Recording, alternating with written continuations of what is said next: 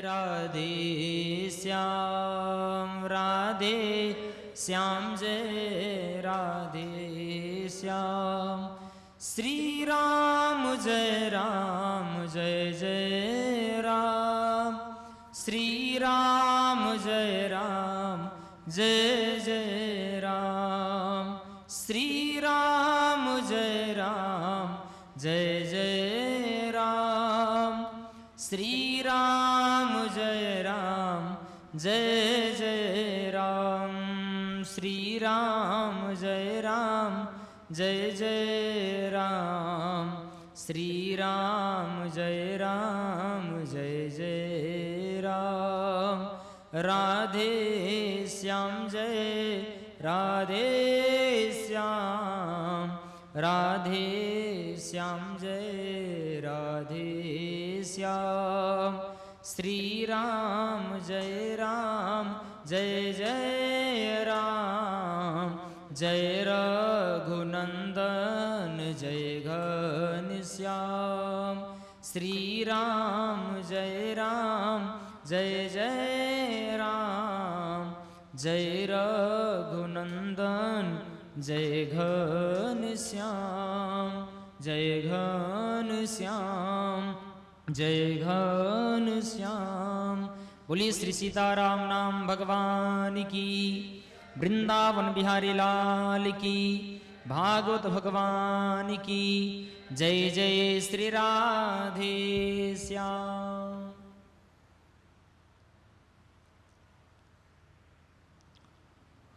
परम सौभाग्य का विषय है कि हम सभी लोग अपने गृह कार्यों से निवृत्त होकर के और भगवान की अमृतमयी कथा का रसास्वादन करने के लिए एकीभूत हैं। प्रायः कथा में हम पहले दिन जब जाते हैं, प्रथम दिवस कथा में संख्याएं कम होती है। कहीं भी कथा होगी तो पहले दिन की कथा जो होगी उसमें संख्याएं कम होंगी। लेकिन पहले दिन का कथा का महत्व क्या है महाराज, ये जानना महत्वपूर्ण है। प्रथम दिवस हर जगह कथा में महात्म को सुनाया जाता है, जिसको हम कहते हैं महात्म। महात्म का अर्थ होता है महत्व, कि इस कथा का कितना बड़ा महत्व है। जैसे हम संसार के लोग बिना लाभ और लोभ का कोई काम नहीं करते। कोई भी कार्य हम करते हैं तो बिना लाभ और लोभ का काम नहीं होता। हम कथा भी सुनाने आए हैं तो कहीं ना कहीं इसमें लोभ हमारा भी है। आप कथा सुन रहे हो तो कहीं ना कहीं एक लोभ आपका भी है। लेकिन लौकिक लोभ से पारलौकिक लोभ का अंतर है हम लोगों के अंदर। गोस्वामी तुलसीदास जी ने तो रामचरितमानस में कहा है कि स्वार्थ लाई करई सब प्रीति, असुर नर मुनि सबके यह रीति। बिना स्वार्थ का कोई भी व्यक्ति किसी से प्रेम नहीं करता, और बिना स्वार्थ का कोई भी इंसान कार्य नहीं करता। स्वार्थ और लोभ हर व्यक्ति के अंदर होता है, तभी उसका कार्य होता है। तो हम लोग कथा सुनने के लिए बैठे हैं, इसमें हम लोगों का क्या स्वार्थ है? लौकिक स्वार्थ में लोग आर्थिक स्थिति को देखते हैं, धन को देखते हैं, बल को देखते हैं, बाहुबल को देखते हैं।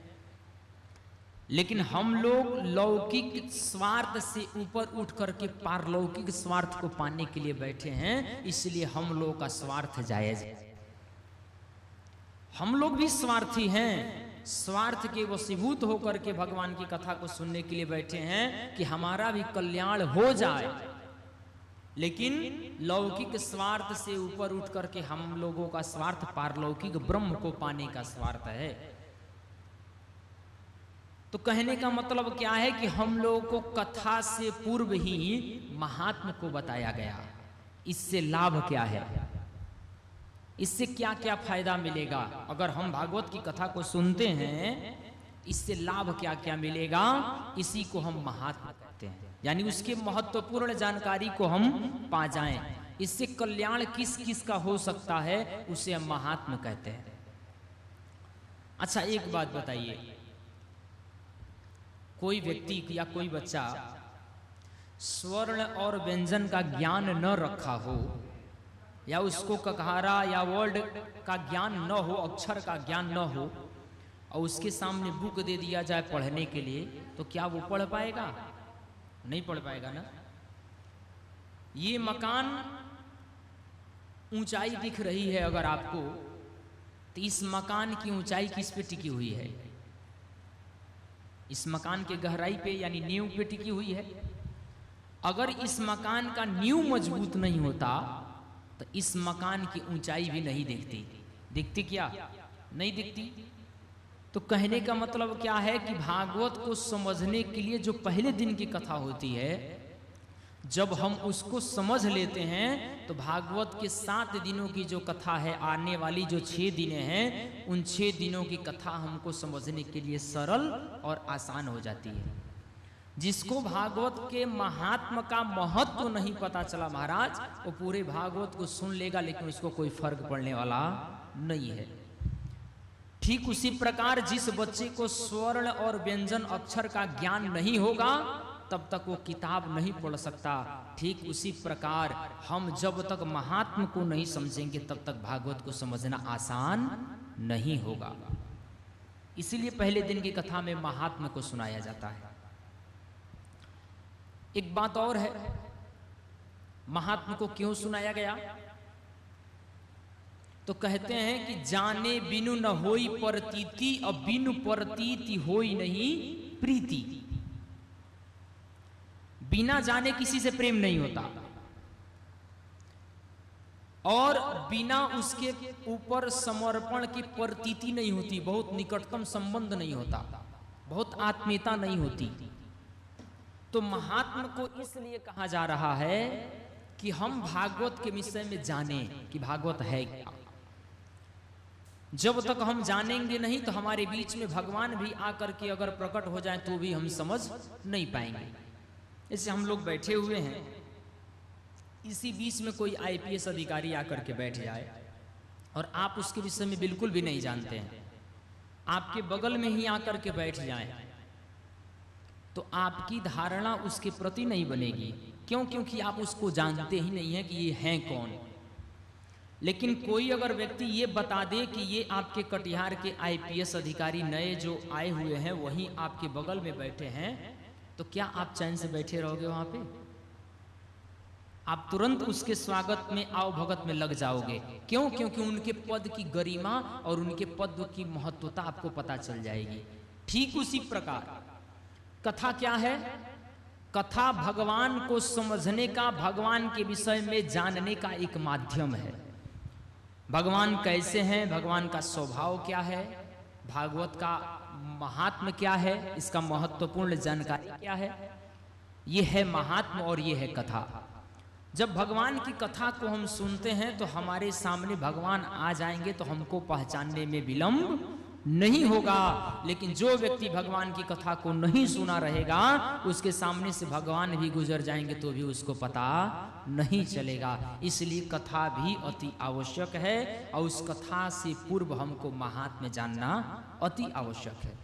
इसलिए कहते हैं कि जाने बिनु न होई, जाने बिनु न होई प्रतीति और बिनु प्रतीति होई नहीं प्रीति। बोलिए भक्तवत्सल भगवान की। एक बात और है, दुनिया में हम बहुत से चीजों को बाहुबल से प्राप्त कर सकते हैं, यानी शरीर के ताकत से बहुत से चीजों को हम प्राप्त कर सकते हैं। दुनिया में बहुत से चीजों को हम जन बल से प्राप्त कर सकते हैं, यानी समूह बल से। दुनिया में बहुत से चीजों को हम धन बल से प्राप्त कर सकते हैं, लेकिन भगवान की कथा तो भगवान की कृपा बल से ही प्राप्त होती है। बिना भगवान के इच्छा के बिना हम लोगों के जीवन में भागवत की कथा नसीब नहीं होती। धन्य भाग है इस कथा के परम संकल्पक श्रीमान ललित अग्रवाल जी का, जिनके जीवन में भगवान की कृपा बल प्राप्त हुआ, कृपा भगवान की प्राप्त हुई, तब जाकर के ये भागवत महापुराण की कथा नसीब हुई। और इस बात को मैं नहीं कह रहा हूं, इस बात को मैं नहीं कह रहा हूं, भागवत महापुराण का वो श्लोक कह रहा है कि जन्मांतरे भवेत् पुण्यम तदा पुराण श्रवणम लभेत्। एक जन्म नहीं, जन्मांतरे भवेत् पुण्यम तदा पुराण श्रवणम लभेत्, यानी एक जन्म नहीं, जन्म जन्मांतर के जब पुण्य उदय होते हैं तब हम सबके जीवन में भागवत की कथा नसीब होती है। बिना भगवान की कृपा के हम भागवत की कथा के पंडाल में आ ही नहीं सकते महाराज। बहुत इच्छा है कि भागवत की कथा में मैं पहुंचूं, मैं जाऊं, लेकिन क्या पता चलता है कि जैसे ही गेट पे पहुंचे थे, कथा के गेट पे पहुंचे ही थे, परिवार से फोन आ गया, श्रीमती जी ने फोन कर दिया जल्दी से घर पे आओ। न चाहते हुए भी पलट करके मुझे वहां जाना पड़ा। आए तो थे हरिभजन को, लेकिन संसार की माया ने ऐसे जकड़ लिया कि आ करके भी वापस चले गए। यानी भगवान की कृपा हमारे ऊपर नहीं थी, इसलिए हमको कथा नसीब नहीं हुआ। तो भगवान की कथा भगवान की कृपा बल से ही प्राप्त होता है। चाहे हम कितना धन लगा लें, चाहे हम कितना बल लगा लें, लेकिन भागवत की कथा नसीब नहीं होती। भागवत की कथा तो उसे नसीब होती है जिसके ऊपर भगवान की कृपा प्राप्त हो जाती है। बोलिए भक्तवत्सल भगवान की। अच्छा, एक बात और है कि भगवान की कथा तो भगवान की कृपा बल से ही मिलती है। यही सर आवत अति कठिनाई, राम कृपा बिनु आई न जाई। गोस्वामी तुलसीदास जी ने लिखा है ना कि आवत यही सर अति कठिनाई, और राम कृपा बिनु आई न जाई। राम कृपा बिनु, भगवान के धाम को अथवा भगवान के मंदिर को कह लीजिए, अथवा भगवान की कथा पंडाल में आने में सबसे बड़ी कठिनाई है महाराज। सबसे बड़ी कठिनाई क्या है कि संसार के कार्यों को त्यागना पड़ेगा, तब भगवान की कृपा हमको प्राप्त होगी। संसार के कार्यों को दूर करना पड़ेगा, तब भागवत कथा नसीब होगी। अगर हम संसार के कार्यों को दूर नहीं करेंगे तो 2 घंटा समय निकाल करके कथा कैसे सुनेंगे? और उस 2 घंटा का समय निकालने के लिए बहुत कठिनाइयों का सामना करके दुकान पे किसी दूसरे को बिठा करके अथवा अपने कार्य को किसी दूसरे को सौंप करके तब आना पड़ता है। लेकिन जिसके ऊपर राम जी की कृपा हो जाती है, जिसके ऊपर श्याम जी की कृपा हो जाती है, आवत यही सर अति कठिनाई, और राम कृपा बिनु आई न जाई। राम जी की कृपा जिसके ऊपर हो जाती है वो कथा में आता है, और जब तक प्रभु की इच्छा न हो जाए तब तक प्रभु जाने नहीं देते। इसलिए कथा तो भगवान की कृपा बल से ही प्राप्त होती है। तो ऐसा समय हम सबके जीवन में आया है, तो इसका भी सुलाभ हम सबको प्राप्त करना चाहिए। ऐसा सद्भाग्य अगर प्राप्त हुआ है तो इसका भी हम सबको लाभ उठाना चाहिए।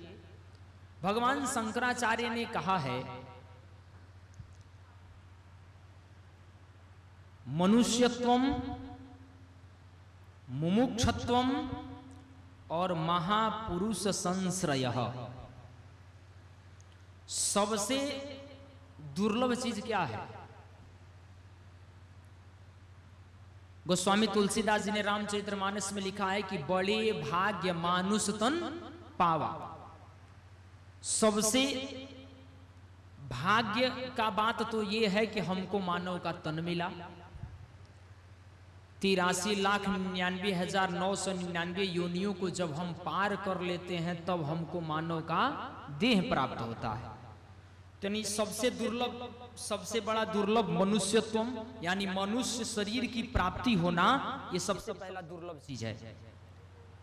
तो हम सबके ऊपर भगवान की कृपा हो गई तो मानव का देह भी मिल गया, हम लोग का मानव का देह भी मिल गया, मनुष्यत्व। और उससे भी दुर्लभ क्या है? उससे भी दुर्लभ है मुमुक्षत्वम, यानी मानव का देह प्राप्त होने के बाद में भी मोक्ष की इच्छा वाला होना। देखिए हमारे धर्म शास्त्रों में कहीं ये नहीं कहा गया कि भगवान नहीं मिलते हैं अथवा भगवान को मिलना बड़ा कठिन है। हमारे धर्म शास्त्रों में किसी भी पुराण में, किसी भी ग्रंथ में ये नहीं कहा गया कि भगवान को पाना कठिन है।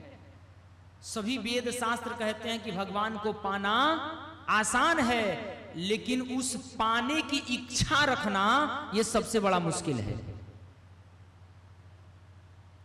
कहते हैं कि भगत के वश में है भगवान। भगवान तो बड़े छोटे से छोटे शब्द से रीझ जाते हैं, छोटे से छोटी प्रक्रिया से भगवान आ जाते हैं, लेकिन भगवान को रिझाने वाला इच्छा रखना ये नहीं होता सबके अंदर। भगवान तो मिल जाते हैं, लेकिन भगवान को पाने की इच्छा सबके अंदर नहीं होती, किसी किसी के अंदर होती है, और इस मानव देह में रह करके वो भगवान का साक्षात्कार कर लेता है। इसलिए दुर्लभ है मुमुक्षुत्वम, यानी मोक्ष की इच्छा वाला होना। मानव का देह मिला, पहला दुर्लभ चीज मिल गया। इसके बाद मोक्ष की इच्छा वाला होना, ये दुर्लभ चीज भी आपको प्राप्त हो गया। कैसे? अरे मोक्ष की इच्छा है तभी तो भागवत कथा की आयोजन हुई है। मोक्ष की इच्छा तो नहीं होती तो भागवत कथा की आयोजन ही न होती। जैसे सब लोग कमा खा रहे हैं वैसे हम भी कमा खा रहे होते, लेकिन मोक्ष की इच्छा है, हमारे पितरों का उद्धार हो जाए, हमारे पूर्वजों का उद्धार हो जाए, साथ साथ हमारा भी कल्याण हो जाए, यानी मोक्ष की इच्छा भी है। तीसरी चीज महापुरुष संश्रय। तीसरी सबसे दुर्लभ चीज क्या है? महापुरुषों की संगति, यानी संतों की संगति मिल जाना, ये भी सबसे दुर्लभ चीज है। और सौभाग्य से ये तीनों चीज हम सबके जीवन में आया है। मानव देह भी प्राप्त हुआ है, मोक्ष की इच्छा है तभी कथा सुनने के लिए बैठे हैं, और संत के सत्संग सुनने के लिए बैठे हैं, विप्र ब्राह्मणों के मुखारविंद से हम लोग कथा सुनने के लिए बैठे हैं। तीनों दुर्लभ चीज हम सबके जीवन में आ गया है। कहने का क्या मतलब है कि सबसे बड़ा सद्भाग्य हम सबके जीवन का जागृत हो गया है, जो तीनों चीज एक साथ प्राप्त हो रहा है। बोलिए भक्तवत्सल भगवान की। इन तीनों चीजों को पा करके जो अपने बहुमूल्य समय का सदुपयोग करता है उसी का कल्याण होता है। इन तीनों को पा करके हम अपने कल्याण का साधन कैसे खोजें, अथवा हमारा कल्याण किसमें होगा, इसी पे आज से 7 दिन पर्यंत तक हम सबको विचार करना है। इसको हम लोग कथा केवल न माने, हम लोग विचार गोष्ठी समझें। एक एक पहलुओं पर, एक एक श्लोकों पर हम विचार करें, इसकी समीक्षा करें, इसका संशोधन करें कि इसकी वास्तविक सत्यता कहां है, और इस कथा का हमारे जीवन से कितना स्पर्श हो रहा है।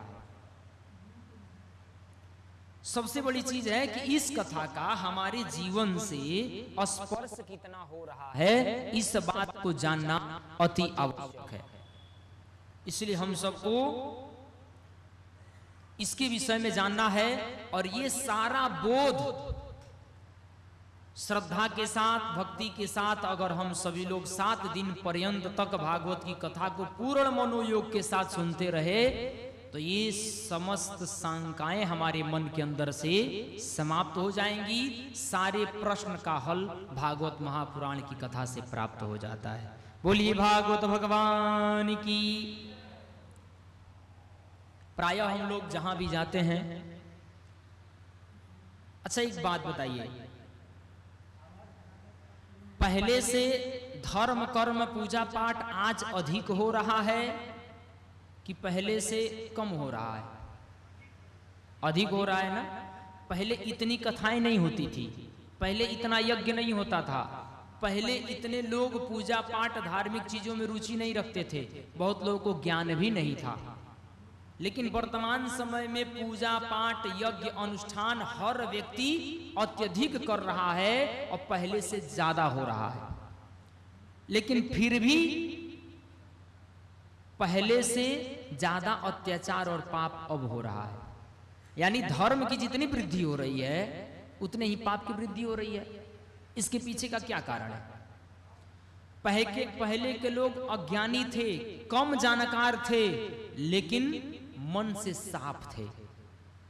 यानी दिल के अच्छे थे, विचारधाराएं अच्छी थी, सोच अच्छी थी, लोगों के कल्याण के विषय में सोचा करते थे, किसी के पैर को खींचने के विषय में बिल्कुल नहीं सोचते थे। लेकिन आज के समय में पूजा पाठ कथा अत्यधिक हो रहा है, लेकिन फिर भी पाप अधिक बढ़ रहा है। इसके पीछे का क्या कारण है? कथा तो हो रही है, लेकिन कथा से फर्क क्यों नहीं पड़ रहा है?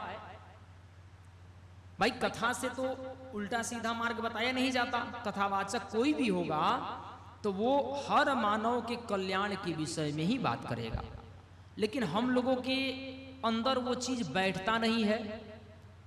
कथा तो सुन रहे हैं लेकिन लाभ नहीं मिल रहा है।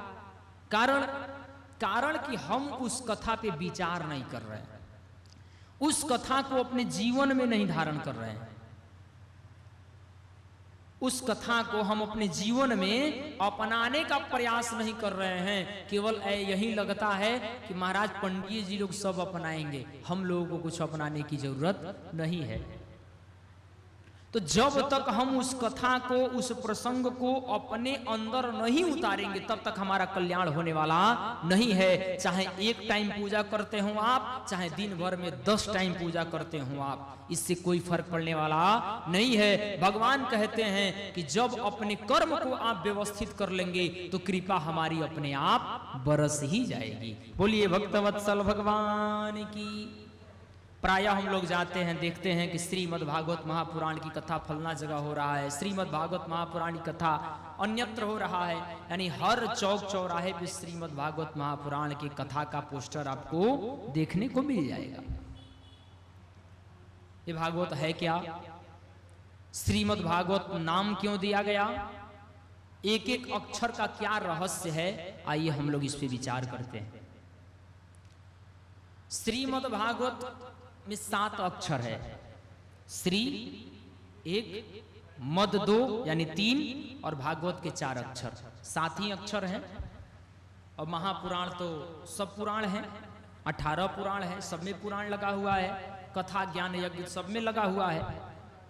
लेकिन ये मुख्य 7 अक्षर हैं। इसका क्या संदेश है महाराज? हमारे और आपके जीवन में कितने दिन होते हैं? 7 दिन होते हैं, रविवार से लेकर के शनिवार। एक संकेत इसका यह भी है कि 7 दिन में ही जन्म लेना है और 7 दिन में मर जाना है। किसी के जीवन में 8वां दिन नहीं होता। 7 ही अक्षर है। श्री किसे कहते हैं? श्री कहते हैं माता लक्ष्मी को, क्योंकि माता लक्ष्मी का नाम है श्री। श्री कहते हैं पद को, श्री कहते हैं विशेषण को, श्री कहते हैं सम्मान को, श्री कहते हैं प्रतिष्ठा को, श्री कहते हैं वैभव को, श्री कहते हैं संपन्नता को। यानी हर जगह हम श्री शब्द का प्रयोग करते हैं। माता लक्ष्मी का नाम श्री। किसी बच्चे से पूछा जाए कि ये बताओ तुम्हारे पिताजी का क्या नाम हुआ, तो तुरंत कहेगा श्रीमान फलाना मेरे पिताजी का नाम है। उसी बच्चे से पूछा जाए तुम्हारी बहन जी का क्या नाम है, तो तुरंत कहेगा श्रीमती फलाना मेरी बहन का नाम है, मेरी माता का नाम है। यानी श्रीमती यानी माता लक्ष्मी के समान जिसकी मति हो, ऐसी हमारी माता जी हैं अथवा ऐसी हमारी बहन जी हैं। और श्रीमान यानी पिता के नाम के महत्व को, गौरव को बढ़ाने के लिए भी ये श्री शब्द आगे लगा। माता के गौरव को बढ़ाने के लिए भी ये श्री शब्द आगे लगा। यानी न ये स्त्रीलिंग है न ये पुल्लिंग है। यानी स्त्रीलिंग में भी इसका प्रयोग हो रहा है और पुल्लिंग में भी इसका प्रयोग हो रहा है। देखते ही देखते उभय लिंग में भी इसका प्रयोग हो रहा है। यानी जिस भी चीज के गरिमा को बढ़ाना हो तो विशेषण में, संबोधन में हम श्री शब्द का प्रयोग करते हैं।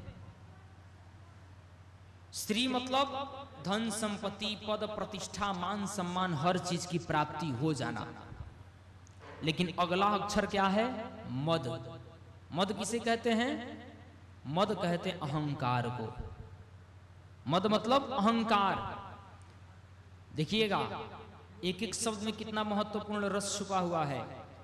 यानी श्री की प्राप्ति हर व्यक्ति के हो, धन की प्राप्ति हर व्यक्ति की हो, पद की प्राप्ति हर व्यक्ति को हो, प्रतिष्ठा की प्राप्ति हर व्यक्ति को हो, सब संपन्नता की प्राप्ति हर व्यक्ति की हो, वैभव की प्राप्ति हर इंसान को हो, लेकिन अगला अक्षर कह रहा है मद, सब कुछ मिलने के बाद भी जिसके अंदर अहंकार न हो। यानी पद का अहंकार भागवत की कथा के पंडाल में न हो, धन का अहंकार भागवत की कथा के पंडाल में न हो, ज्ञान का अहंकार किसी व्यक्ति के अंदर न हो, और इन सब को जो त्याग देता है तब भागवत का पहला अक्षर मिलता है भ। यानी हर चीज का अहंकार का विसर्जन हमने कर दिया, तब अगला अक्षर मिलेगा भ। भ मतलब भक्ति। जब तक हम अहंकार का विसर्जन नहीं करेंगे तब तक हमको भ शब्द की प्राप्ति नहीं होगी। यानी हर अहंकार का परित्याग करने के बाद हमको भ शब्द यानी भक्ति की प्राप्ति होती है। भ के बाद आता है ग। ग किसे कहते हैं? ग मतलब ज्ञान। अब ज्ञान की प्राप्ति भक्ति से युक्त हो। अब समझने वाली बात यह है कि जो व्यक्ति के जीवन में पहले भक्ति आ जाएगी, बाद में ज्ञान आएगा, उसका ज्ञान पूजनीय हो जाएगा, उसका ज्ञान वंदनीय हो जाएगा। लेकिन कहीं हमने भक्ति की प्राप्ति नहीं की और डायरेक्ट ज्ञान को पा लिया। बहुत से बच्चे हैं ज्ञान के बदौलत ही हम यूपीएससी जैसे एग्जाम को भी फाइनल कर लेते हैं, प्राप्त कर लेते हैं। किसके बदौलत? ज्ञान के बदौलत ही, नॉलेज के बदौलत ही, अपनी स्मरण शक्ति के बदौलत ही हम यूपीएससी जैसे एग्जाम को भी पास कर लेते हैं। तो ज्ञान के बदौलत तो हमने पद को प्राप्त कर लिया, लेकिन जीवन में भक्ति नहीं थी। तो पता चला कि ज्ञान मिलने के बाद भी रात में मरे हुए जीवों का मांस खा करके घर में आ रहे हैं, और घर में आने के बाद शराब मदिरा पी करके अपने परिवार के साथ कलह कर रहे हैं। इसका क्या कारण है? ज्ञान तो था लेकिन भक्ति नहीं थी। अगर भक्ति होती तो भक्ति पहले खड़ी हो जाती कि भगवान का भक्त है तो ये सब दुष्कर्म मत कर। यानी जब भक्ति से युक्त ज्ञान की प्राप्ति होगी तो वो ज्ञान हमारे समाज में प्रतिष्ठा दिलाएगा, पद को प्राप्त कराएगा, सम्मान को प्राप्त कराएगा, और देखते ही देखते वो ज्ञान हमारा पूजनीय हो जाएगा। ग मतलब ज्ञान। अगला अक्षर है व। वो किसे कहते हैं? वो कहते हैं वैराग्य को। वैराग्य किसे कहते हैं? त्याग प्रवृत्ति को वैराग्य कहते हैं। जिसके अंदर त्यागने की क्षमता हो उसे हम वैरागी कहते हैं। लेकिन वो वैराग्य कैसा होता है? क्या लाल पीला वस्त्र धारण करने वाले को हम वैरागी कह सकते हैं? दाढ़ी बाल बढ़ा करके तिलक चंदन लगा करके जो महात्मा साधु महात्मा घूम रहे हों, क्या उसको हम वैरागी कह सकते हैं? क्या जो व्यक्ति परिवार, अपने माता पिता पत्नी सबका परित्याग करके जंगल में चला गया हो, क्या उसे हम वैराग्य कह सकते हैं? ये सत्य है कि त्याग प्रवृत्ति का नाम ही वैराग्य है, लेकिन वो वैराग्य, वो त्याग किसका होना चाहिए? वो त्याग पत्नी का नहीं, वो त्याग परिवार का नहीं, वो त्याग समाज का नहीं, वो त्याग हमारे अंदर बैठे हुए अवगुण का होना चाहिए। वो अवगुण कौन? काम, क्रोध, लोभ, ईर्ष्या, पाखंड, झूठ का जो परित्याग कर दे वो सच्चे वास्तव में वो वैरागी है, चाहे वो पैंट शर्ट पहनने वाला व्यक्ति ही क्यों ना हो। सच्चे अर्थों में वैरागी की सत्ता उसे दी जा सकती है। लाल पीला वस्त्र पहने हों, दाढ़ी बाल बढ़ाए हों, तिलक चंदन लगाए हों, लेकिन फिर भी मन के अंदर, घर से आ गए हों बाहर, लेकिन वन में बैठ करके भी जिसको घर का स्मरण होता हो वो वैरागी नहीं हो सकता। अगर वैरागी होता तो मन के अंदर से वो वन में जाने के बाद घर को न याद करता, भगवान को याद करता जिसको पाने के लिए घर को छोड़ करके आया है। तो वैराग्य का मतलब है त्याग, और वो त्याग परिवार का नहीं, वो त्याग हमारे अंदर बैठे हुए अवगुण का होना चाहिए। इसलिए अगला अक्षर प्राप्त होता है व। इससे आगे वाला अक्षर है त। त किसे कहते हैं? तपस्या। तपह शक्ति को हम त कहते हैं, और तपह शक्ति को हम तप कहते हैं और जीवन में जब तक हम तपते नहीं हैं तब तक चमकते नहीं हैं। महाराज तपस्या में वो ताकत है, तपस्या में वो ताकत है कि तप के बल पे टल जाते हैं बड़े बड़े भूचाल, और सूरज को भी हतप्रभ कर देता तपसी का भार। तपस्या में वो ताकत है कि 5 वर्ष का ध्रुव जब तपस्या करने के लिए बैठता है तो भगवान का सिंहासन डोल जाता है, भगवान का सिंहासन हिल जाता है। तपस्या हमारे जीवन में अनिवार्य है। कथा सुनने के लिए 2 घंटा तपस्या करनी पड़ेगी, यानी बैठना पड़ेगा। जब तक हम बैठेंगे नहीं तब तक भगवान की कथा भी नसीब नहीं होगी, यानी यहां भी तपना है। 5 परिवार में लोग बैठ करके खा रहे हैं तो उसके पीछे कोई ना कोई एक परिश्रम तपता जरूर है, मेहनत जरूर कर रहा है, यानी बिना तप किए हमारे जीवन में कुछ प्राप्त होने वाला नहीं है। गोस्वामी तुलसीदास जी ने भी लिखा है कि तप आधार सब सृष्टि भवानी।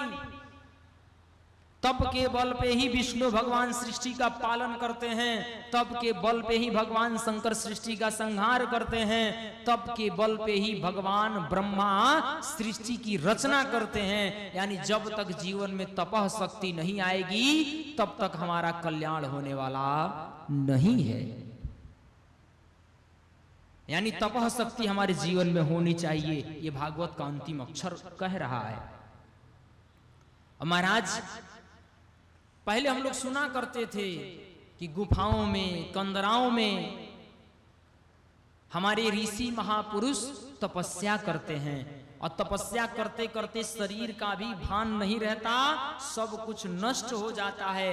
आत्मा केवल प्राण चलता रहता है, शरीर में हड्डी हड्डी केवल दिखता है, लेकिन फिर भी उनका प्राण चलता है और वो लोग तपस्या कर रहे हैं।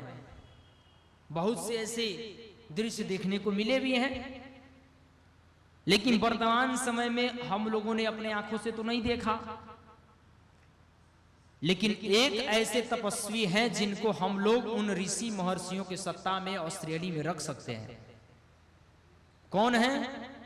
हमारे भारत देश के सीमा पे विराजमान ये वीर सपूत, जो भारत के सेना है, जो हम सब की रक्षा के लिए -डिग्री जैसे टेम्परेचर में रह करके तपस्या करके हम भारतवासियों को चैन का नींद जो सुला रहा है, वो सच्चे अर्थों में अगर कहा जाए तो वर्तमान समय के तपस्वी वही हैं जो तपस्या करके हम भारत देश को सुरक्षित कर रहे हैं।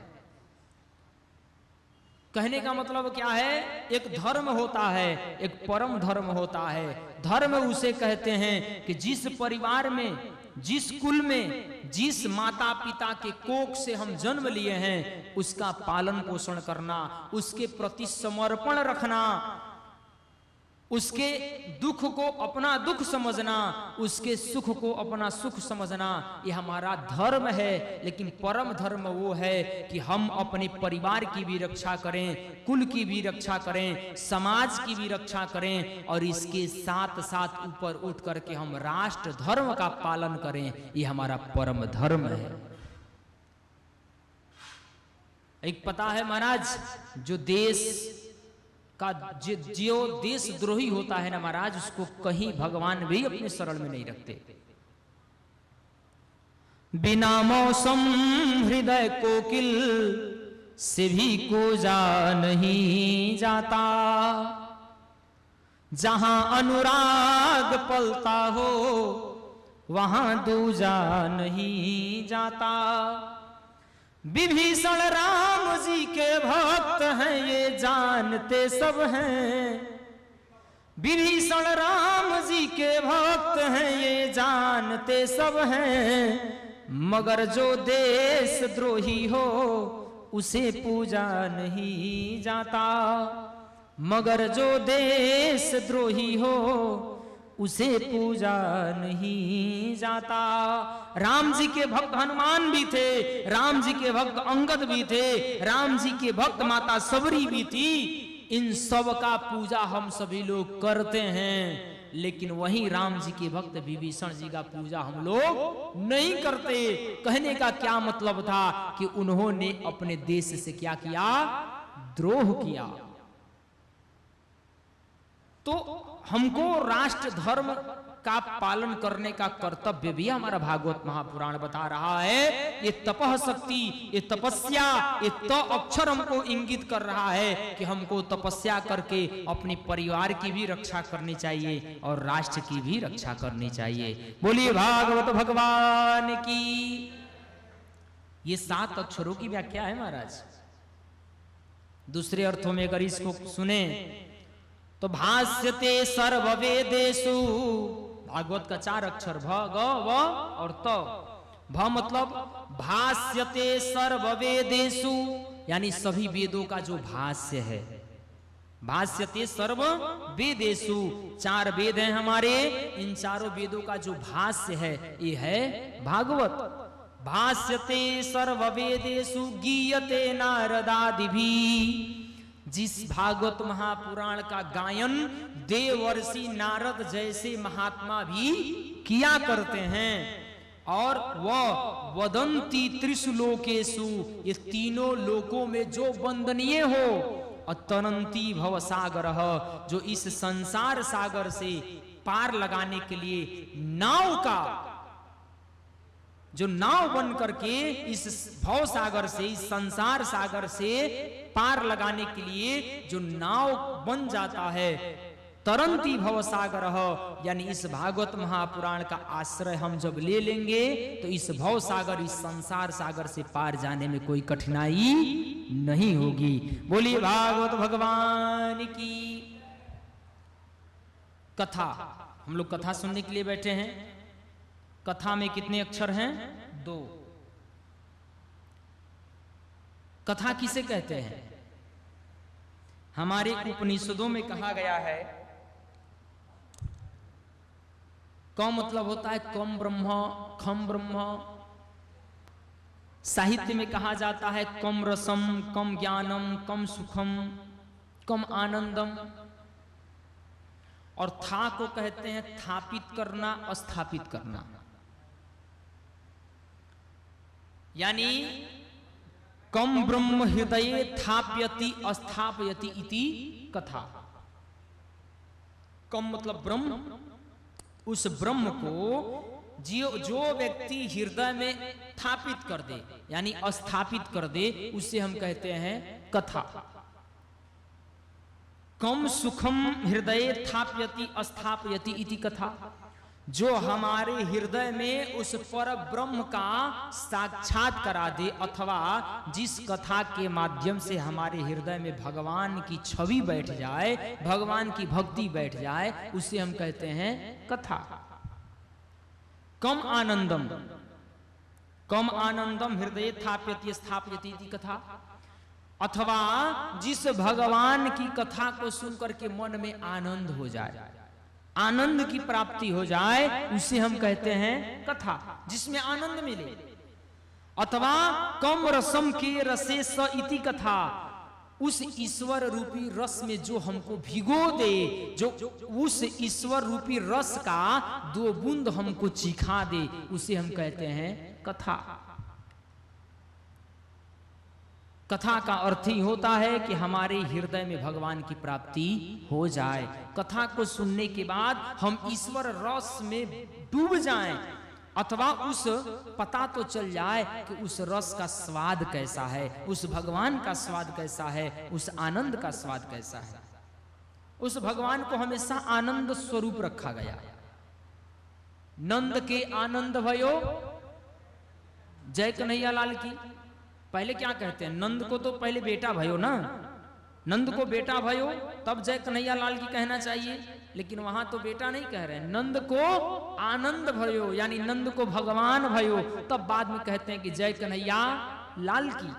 यानी आनंद, भगवान का शब्द आनंद, ये जो है ये भगवान का ही स्वरूप आनंद है। हर चीज का विलोम हो सकता है, हर चीज का उल्टा हो सकता है, लेकिन आनंद का कोई उल्टा नहीं हो सकता। दिन का रात हो सकता है, रात को दिन हो सकता है, सुख का दुख हो सकता है, झूठ का सच हो सकता है, आशा निराशा हो सकती है, लेकिन कोई आनंद का कोई प्रतिरूप बता दे, कोई आनंद का कोई विलोम बता दे, नहीं हो सकता। यानी उस आनंद की अनुभूति जिस हृदय में हो जाए उसे हम कहते हैं कथा। बोलिए भागवत भगवान की। अच्छा, एक बात और है, आप दिन भर काम करके आए, पता चलता है कि बिस्तर पे हम जैसे ही पहुंचे, बिस्तर पे जाने के बाद बदन में इतना दर्द हो रहा है कि नींद ही नहीं आ रही है, और धीरे धीरे धीरे धीरे जैसे हम वृद्धावस्था के समय पहुंचते हैं और नींद कम लगने लगती है। पता चलता है कि रात को सोने के समय नींद की गोली खा करके सोनी पड़ती है। लेकिन जैसे ही हम कथा में आते हैं और कथा में जैसे ही बैठते हैं, तो बैठते ही नींद पहले आती है, नींद पहले आती है। एक और बात है, जब आप बहुत टेंशन में होते हो, बहुत आप प्रेशर में होते हो, तो आपको नींद नहीं आती। आप बिस्तर पे सोने का बहुत प्रयास करते हो, लेकिन फिर भी नींद नहीं आती। लेकिन कथा में चाहे कितना भी आपको टेंशन हो, जैसे ही कथा में बैठेंगे वैसे नींद आ जाएगी। यानी इससे एक बात तो सिद्ध होती है कि कहीं ना कहीं तो शांति मिल रही है। जो शांति हमको अपने घर में अपने बिस्तर पे नहीं मिल रही है, जो शांति टैबलेट खाने के बाद भी नहीं मिल रही है, कथा में जैसे ही हम पहुंचे वैसे ही इतनी शांति की अनुभूति हुई कि माइक बज भी रहा है तो भी नींद आ रहा है। यहाँ घर के सामने अगर एक तो हॉर्न बजने लगे, अरे रात भर नींद खा गया, नींदे नहीं लगा इस हॉर्न के कारण। लेकिन यहाँ कान के पास में अगर बक्स धरा हो, लेकिन इतनी शांति मिलती है कि हम कथा में बैठे बैठे सोने लगते हैं। इससे ये सिद्ध होता है कि भगवान की कथा के पंडाल में शांति मिलती है, आनंद मिलता है। इससे ये सिद्ध हो रहा है कि जो शांति हमको घर में नहीं मिल रही थी, जो सुख हमको घर में नहीं मिल रहा था, जो आनंद हमको घर में नहीं मिल रहा था, वो कथा के पंडाल में बैठने मात्र से मिल जाता है। बोलिए भक्तवत्सल भगवान की। और एक बात और है, मैं तो कहता हूं कि नींद आ रही है तो आने ही दो महाराज, जा तो कुछ नहीं रहा है, आ ही रहा है, तो जो आ रहा है उसे आने दो। लेकिन कथा में दो चीजें बहुत महत्वपूर्ण होती हैं। जैसे कथा में बैठिएगा तो दो बाधाएं सबसे पहले आती हैं।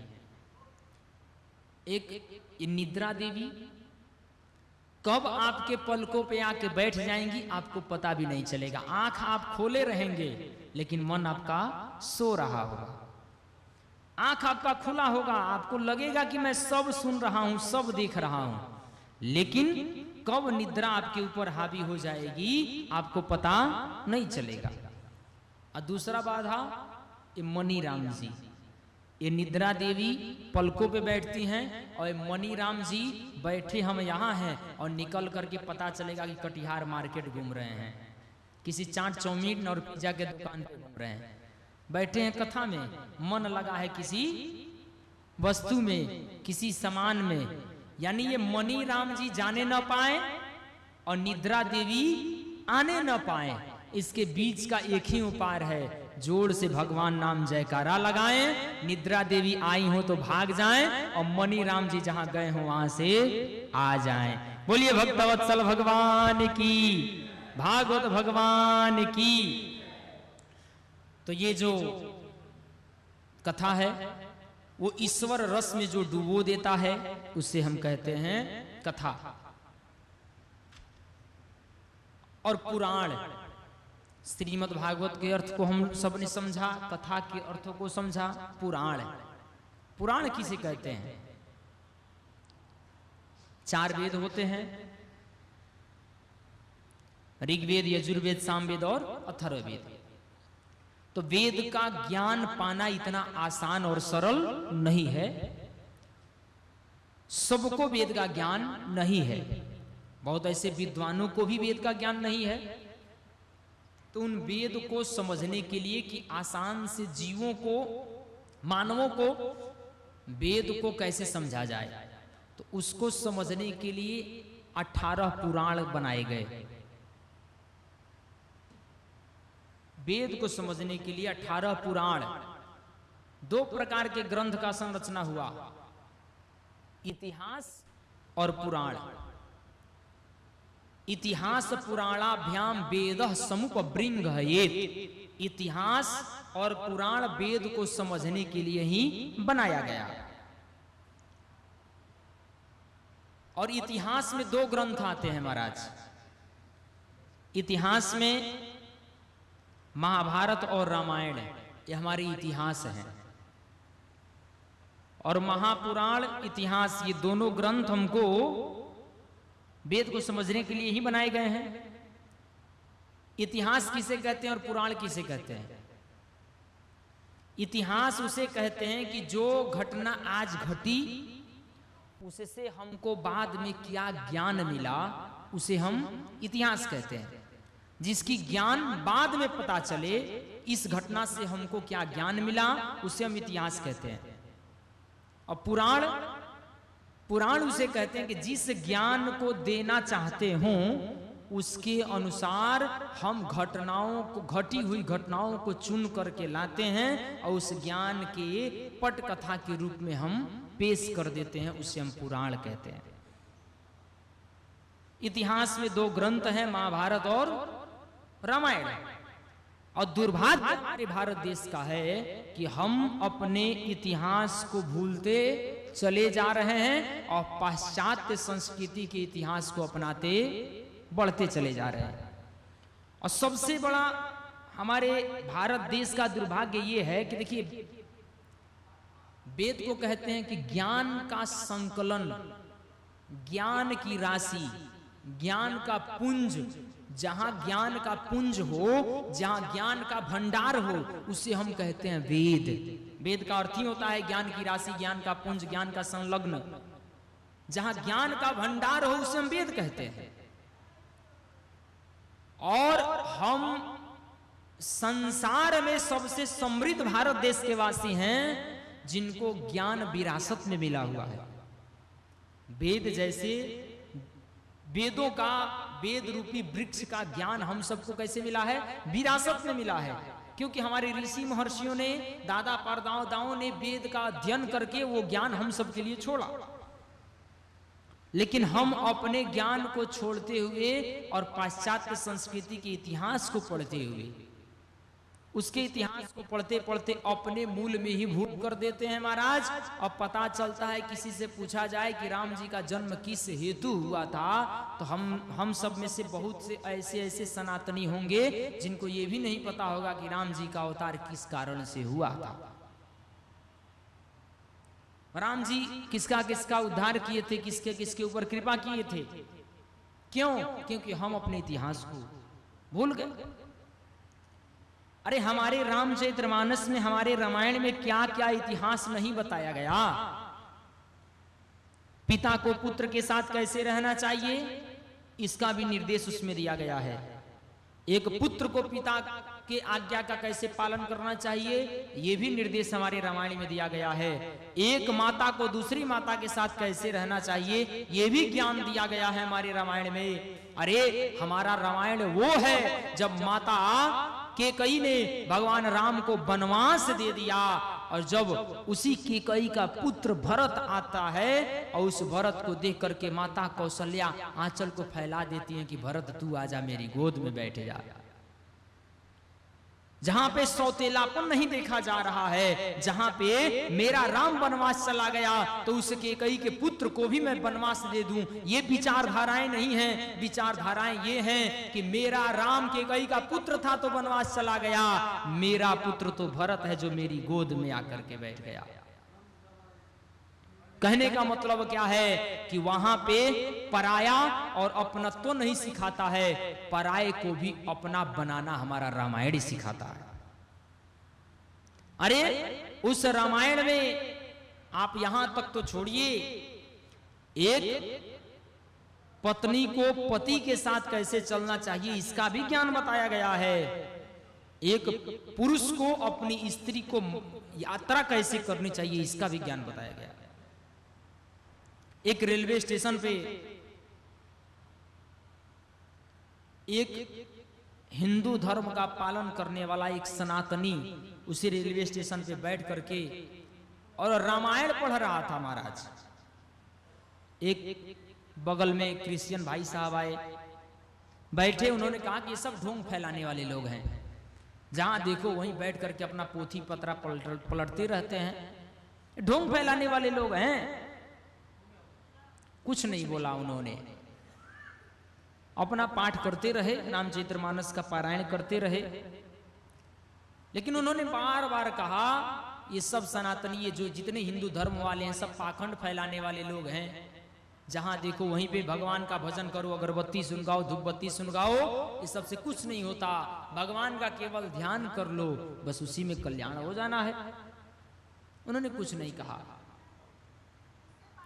सौभाग्य से दोनों का बर्थ एक था, ट्रेन एक थी, कोच एक था, और दोनों का बर्थ आमने सामने ही, एक ही सीट के सामने उस भाई साहब का भी टिकट था, और ठीक सामने वाले सीट पे ये हिंदू भाई साहब का भी सीट था। अपनी सीट पे बैठे, फिर पुस्तक को पढ़ ही रहे थे। सामने देखा कि वही भाई साहब जो हमको रेलवे स्टेशन पे टोक रहे थे, बोल रहे थे, सामने ही बैठे मिले। जैसे ही देखा, जैसे ही ट्रेन खुली उस स्टेशन से, वैसे ही वो बड़ी जोर से अपनी सीट से उठ करके क्रिश्चियन भाई साहब भगे गेट के तरफ में। हिंदू भाई साहब ने पूछा कि क्या हुआ, क्यों भगे जा रहे हो? अरे क्या बताऊं, मेरे साथ में मेरी पत्नी भी आई थी, और प्लेटफॉर्म पे हम दोनों लोग साथ में ही बैठे थे, लेकिन बात ही बात में पता नहीं मैं कब ट्रेन पे बैठ गया, मुझे ये भी नहीं पता चला, मेरी पत्नी तो नीचे छूट गई है। उन्होंने कहा सुनो, ये रामायण उठा करके तुम भी पढ़ना शुरू कर दो। क्यों? पढ़ोगे तो ज्ञान हो जाएगा कि पत्नी के साथ कैसे चला जाता है। अरे पढ़ो उस केवट प्रसंग को उठा करके, जिसमें हमारे राम जब माता जानकी को लेकर के वनवास जा रहे हैं, उस केवट के नाव पे चढ़ाने के लिए पहले पत्नी को नाव में बिठा रहे हैं, हमारे राम बाद में बैठ रहे हैं। यानी राम ने एक संकेत दे दिया कि यात्रा जब भी करनी हो पत्नी के साथ में, अब गाड़ी पे जब भी चढ़ाना हो तो पत्नी को पहले चढ़ा देना, अब तुम बाद में चढ़ना। ये ज्ञान हमारे रामायण में मिलता है।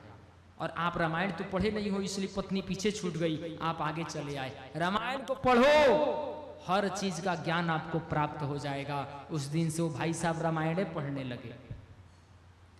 तो कहने का मतलब क्या है कि जब हम इतिहास, अपने मूल रामायण को पढ़ेंगे, जब उसके तथ्य को समझेंगे, उस ज्ञान को समझेंगे, तो हमको भी अपने जीवन में बहुत सी विचारधाराएं अच्छी होंगी। पाश्चात्य विचारधाराओं को हम भी मिटा देंगे, समाप्त कर देंगे। तो इतिहास और पुराण वेद को समझने के लिए बनाए गए। पुराण का अर्थ होता है कि जिस ज्ञान को देना हो उसके तथ्य के अनुसार हम कहानियों को जिसमें इकट्ठा करके रखा गया हो, उसे हम पुराण कहते हैं। बोलिए भक्तवत्सल भगवान की। और महाराज, पुराण का अर्थ होता है पुरातन। पुराण का अर्थ होता है पुरातन। पुराण का अर्थ होता है पुराना, जो सबसे पुराना भी हो, जो सबसे प्राचीन हो। लेकिन जो पुराण हम उसे कहते हैं जो पुराना हो करके भी हमारे जीवन की नूतन समस्या का समाधान कर दे, उसे हम पुराण कहते हैं। इस पुराण की कथा को जिस काल में आप सुनेंगे उसी समय आपको नई ही लगेगी। हमारे जीवन की हर एक समस्या का जो नूतन समाधान कर देता है उसे हम पुराण कहते हैं।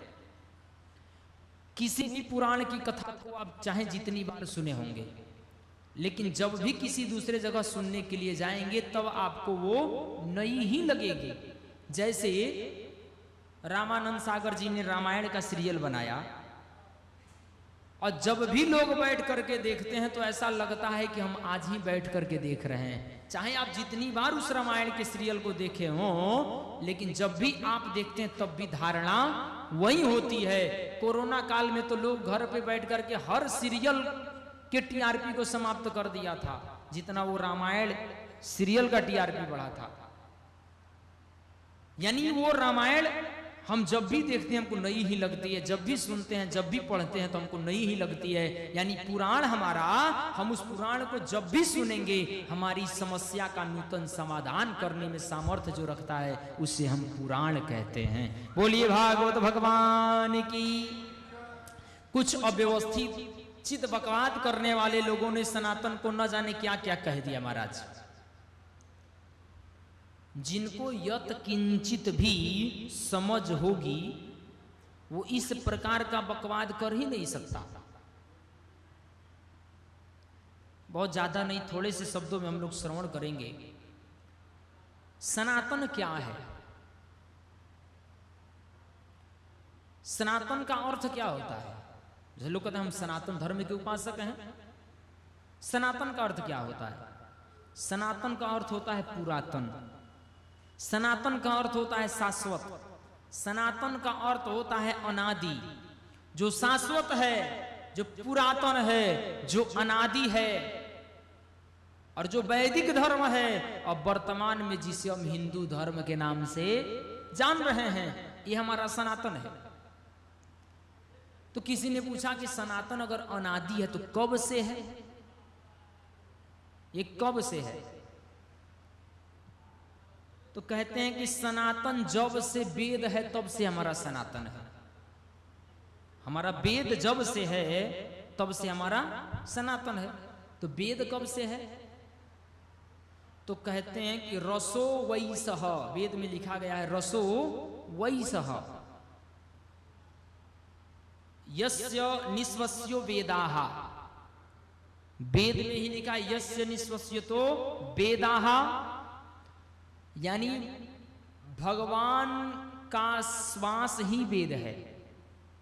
अथवा ये कह सकते हैं कि जब से भगवान का श्वास है तब से हमारा वेद है।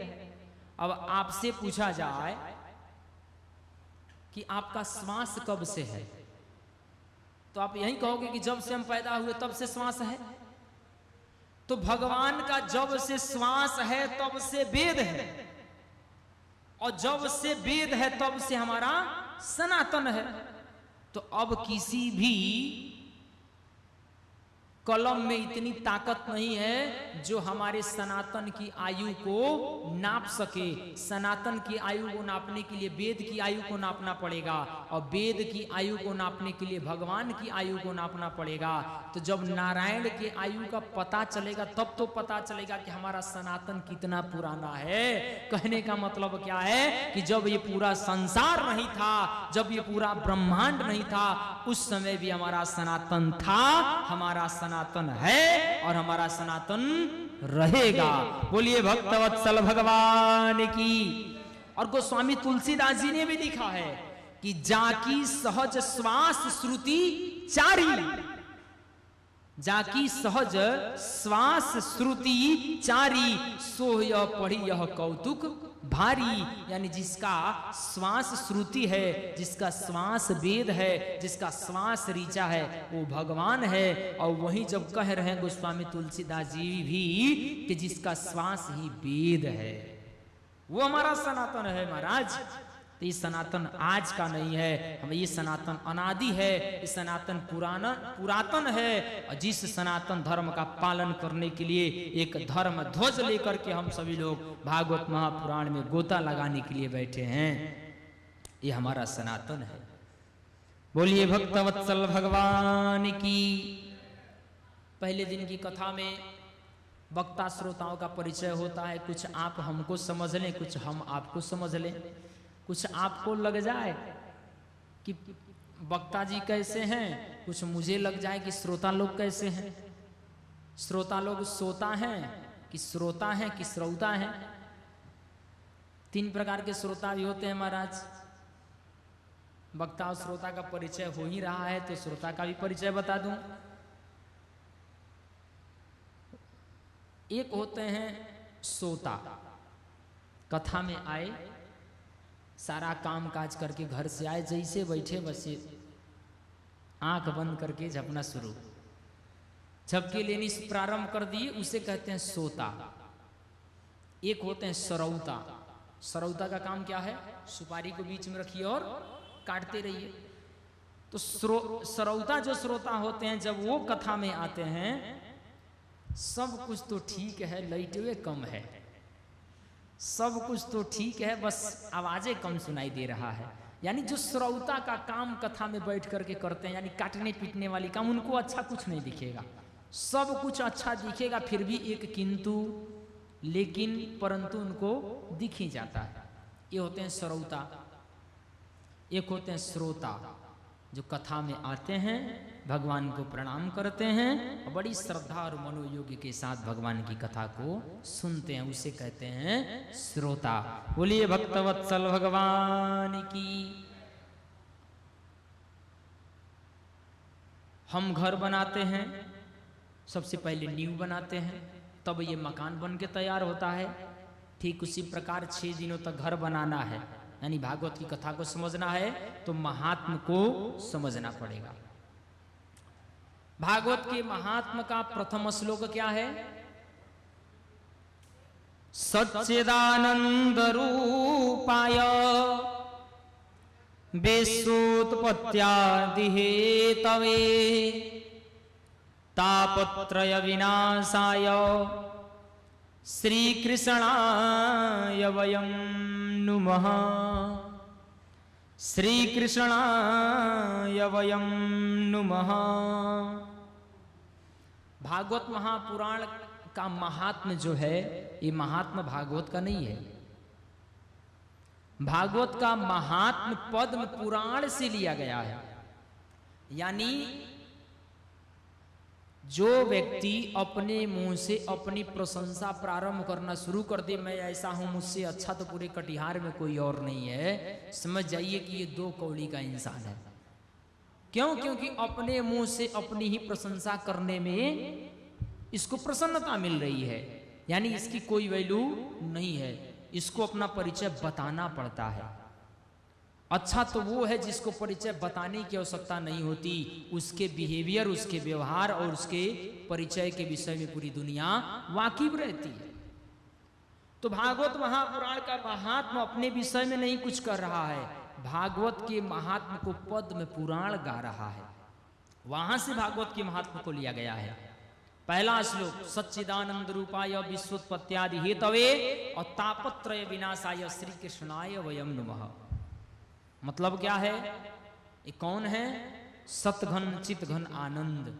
सत्य, वो सत्य जो आदि में था, मध्य में भी है और अंत में भी रहेगा, जो तीनों काल में जिसकी सत्ता कभी समाप्त नहीं होती, तीनों काल में जो सत्य स्वरूप विराजमान रहता है, वो सत्य जो चिद विशिष्ट ब्रह्म है, जो सबके मन के गति को जानता है, हर व्यक्ति के अंदर बैठा हुआ है, वो चिद स्वरूप परमात्मा, वो आनंद स्वरूप, यानी जो आनंद का ही प्रतिमूर्ति है, जिसके जीवन में कोई दुख आता ही नहीं है, न वो सुख को जानता है न वो दुख को जानता है, हमेशा आनंद में रहता है। ऐसा है सच्चिदानंद।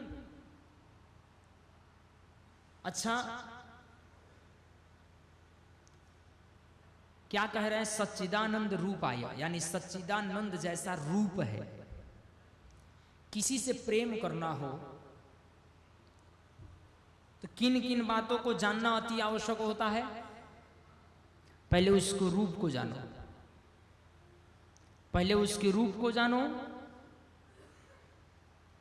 दूसरा उसके कार्य को जानो, दूसरा उसके कार्य को समझो, और तीसरा वो हमारे लिए किस प्रकार से उपयोगी है, इसको समझ जाओ।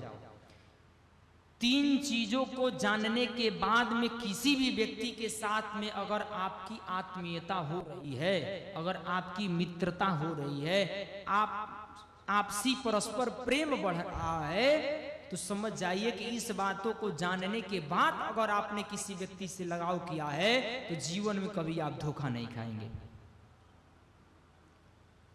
इस परमात्मा का स्वरूप बताने से पहले 3 बातों को बताया गया है। इसका रूप कैसा है? तो सत घन चित घन आनंद, जो सत्य स्वरूप परमात्मा है, जो सबके हृदय में बैठा है यानी चिद स्वरूप, और जो आनंद में रहता है, सच्चिदानंद रूपाय। पहले क्या बताया?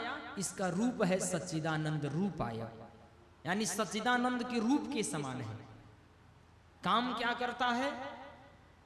तीन प्रकार से उपयोगी है ना, रूप, काम और अपने लिए किस प्रकार से उपयोगिता। काम क्या है?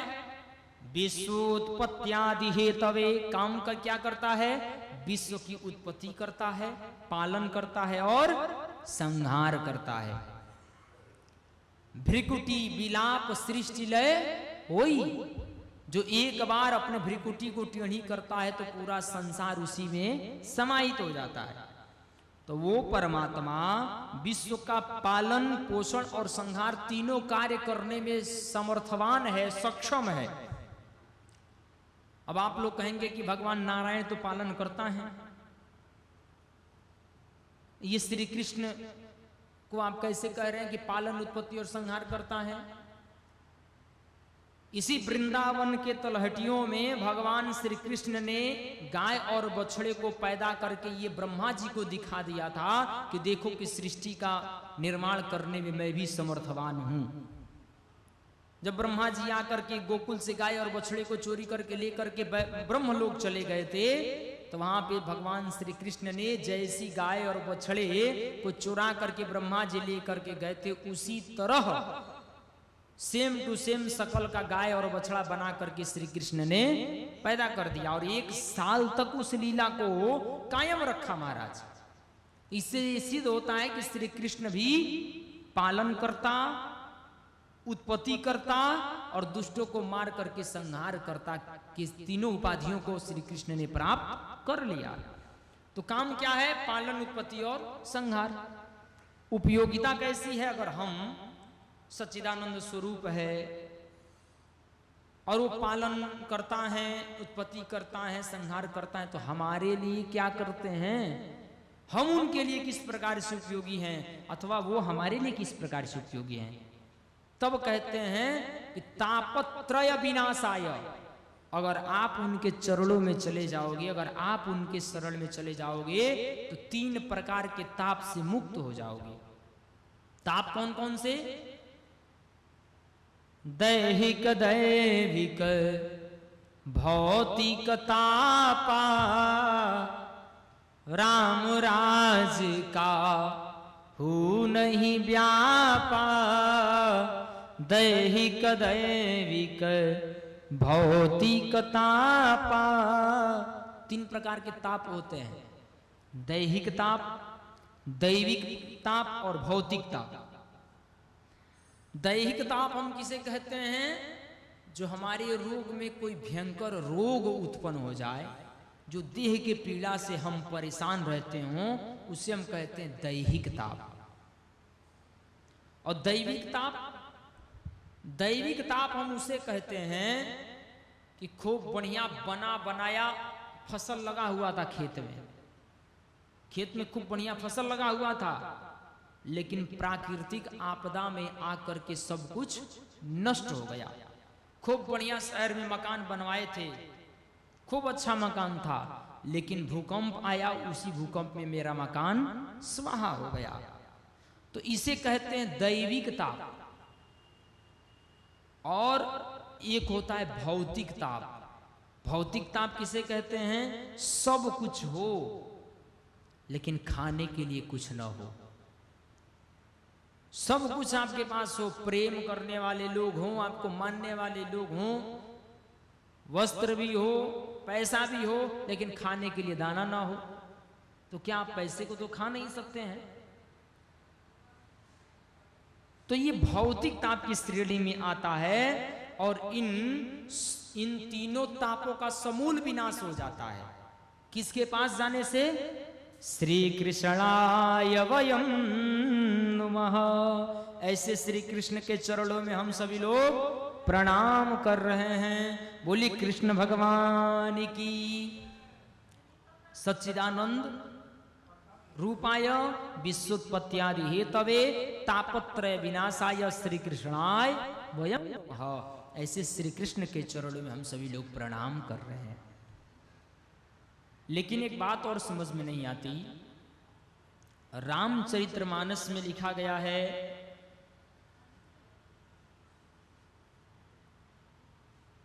कि उत्पत्ति करता, पालन करता और संहार करता किसको बताया गया है? उद्भव स्थित संहार कारिणीम क्लेशहारिणीम सर्वश्रेयस्करीम सीताम न तो हम राम वल्लभाम। रामचरितमानस के प्रारंभ में ही जब मंगलाचरण गोस्वामी तुलसीदास जी ने किया है तो वहां पे लिखते हैं कि उद्भव स्थित संहार कारिणीम, यानी उत्पत्ति, पालन और संहार, ये तीनों कौन करते हैं? सर्वश्रेयस्करीम सीताम, और वो सीता न तो हम राम वल्लभाम, यानी राम जी की जो पत्नी है, ये राम जी की जो पत्नी है जानकी जी, माता सीता, वो इन तीनों कार्यों को करती हैं। तो रामचरितमानस में कहा जा रहा है कि माता सीता सब कुछ करती हैं, और यहां कहा जा रहा है कि कृष्ण ही सब कुछ करते हैं। ये कैसा, इस दोनों में सत्यता क्या है? सही कौन सा है? समझने वाली बात है ना।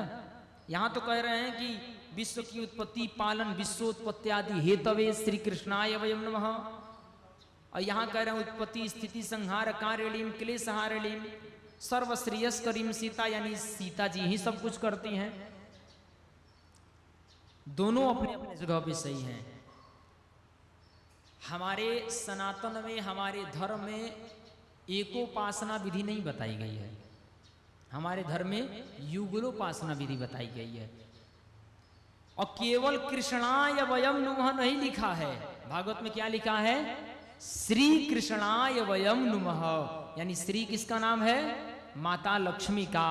और कृष्ण कौन है? कृष्ण साक्षात नारायण हैं, और माता लक्ष्मी का नाम श्री है। और वहां कह रहे हैं कि सब कार्य को करने में सीता समर्थवान है। सीता कौन है? ये लक्ष्मी स्वरूपा है। यानी यहाँ केवल कृष्ण भगवान अपने समर्थता से नहीं, उस माता लक्ष्मी के सहायता से ही इन सारे कार्यों को करने में समर्थवान है।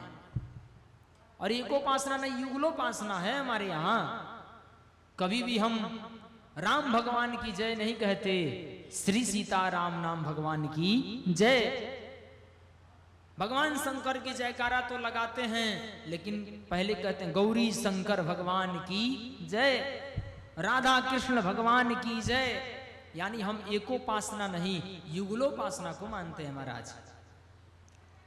और श्री का एक और भी होता है, श्रयते हरिम यशसा श्री, जो हरि जिसकी सेवा करते हो, जो हरि श्रयते यशसा, श्रयते हरिम यशसा श्री, जो हरि जिसकी सेवा करते हो उसे कहते हैं श्री। अब क्या भगवान भी सेवा करते हैं? जी हाँ महाराज। एक मुस्लिम कवि हुए जिनका नाम आप सबने सुना होगा, जिनका नाम था रसखान। रसखान जी भगवान की रूप माधुरी को देख करके मोहित हो गए थे, और उनके स्वरूप को ढूंढते ढूंढते वृंदावन के हर एक मंदिरों में, हर एक वैरागियों के पास जा करके सबके पास गुहार लगाते कि उस बच्चे से मुझे दर्शन करा दो।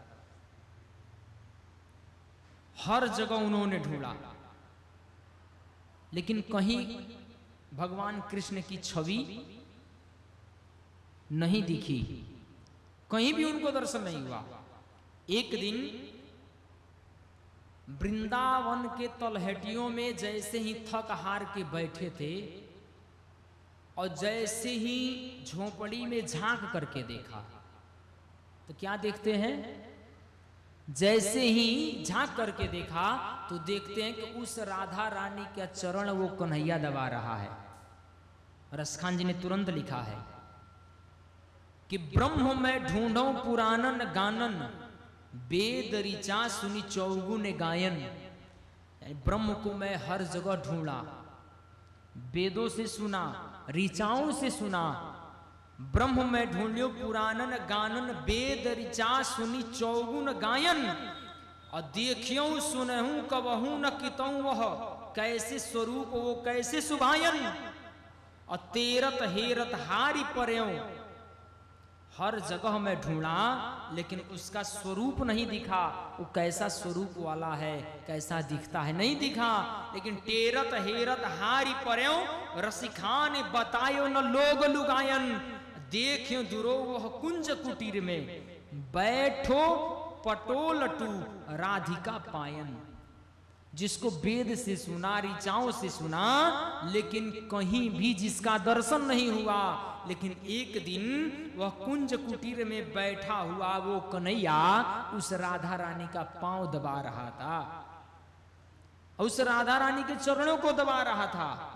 इसलिए कहते हैं कि श्रयते हरिम यशसा श्री, जो हरि श्री की सेवा करती हो, ऐसे राधा रानी की सेवा करती हो, ऐसे श्री कृष्णाय वयम नुमः।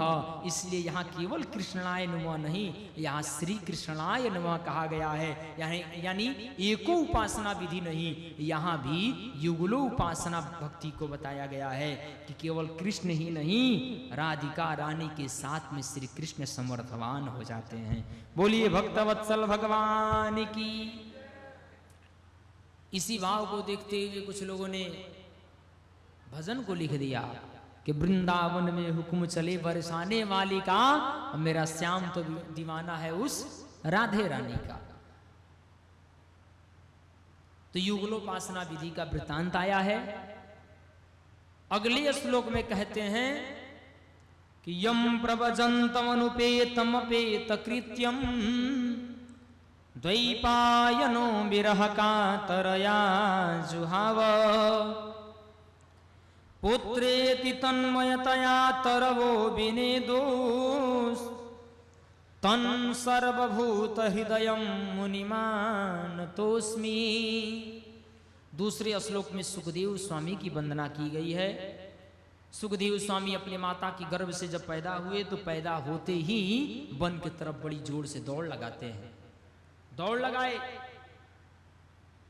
और दौड़ लगाए, पीछे से वेद व्यास जी, बेटा वापस आ जाओ, बेटा वापस आ जाओ, तुम वन को क्यों जा रहे हो?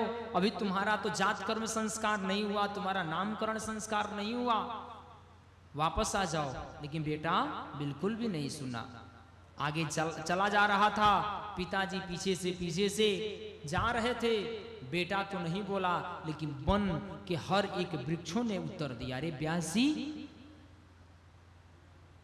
आप किसको बेटा बेटा कह के बुला रहे हो? वो जा रहा है, वो आपका बेटा नहीं, वो आपका बेटा नहीं है।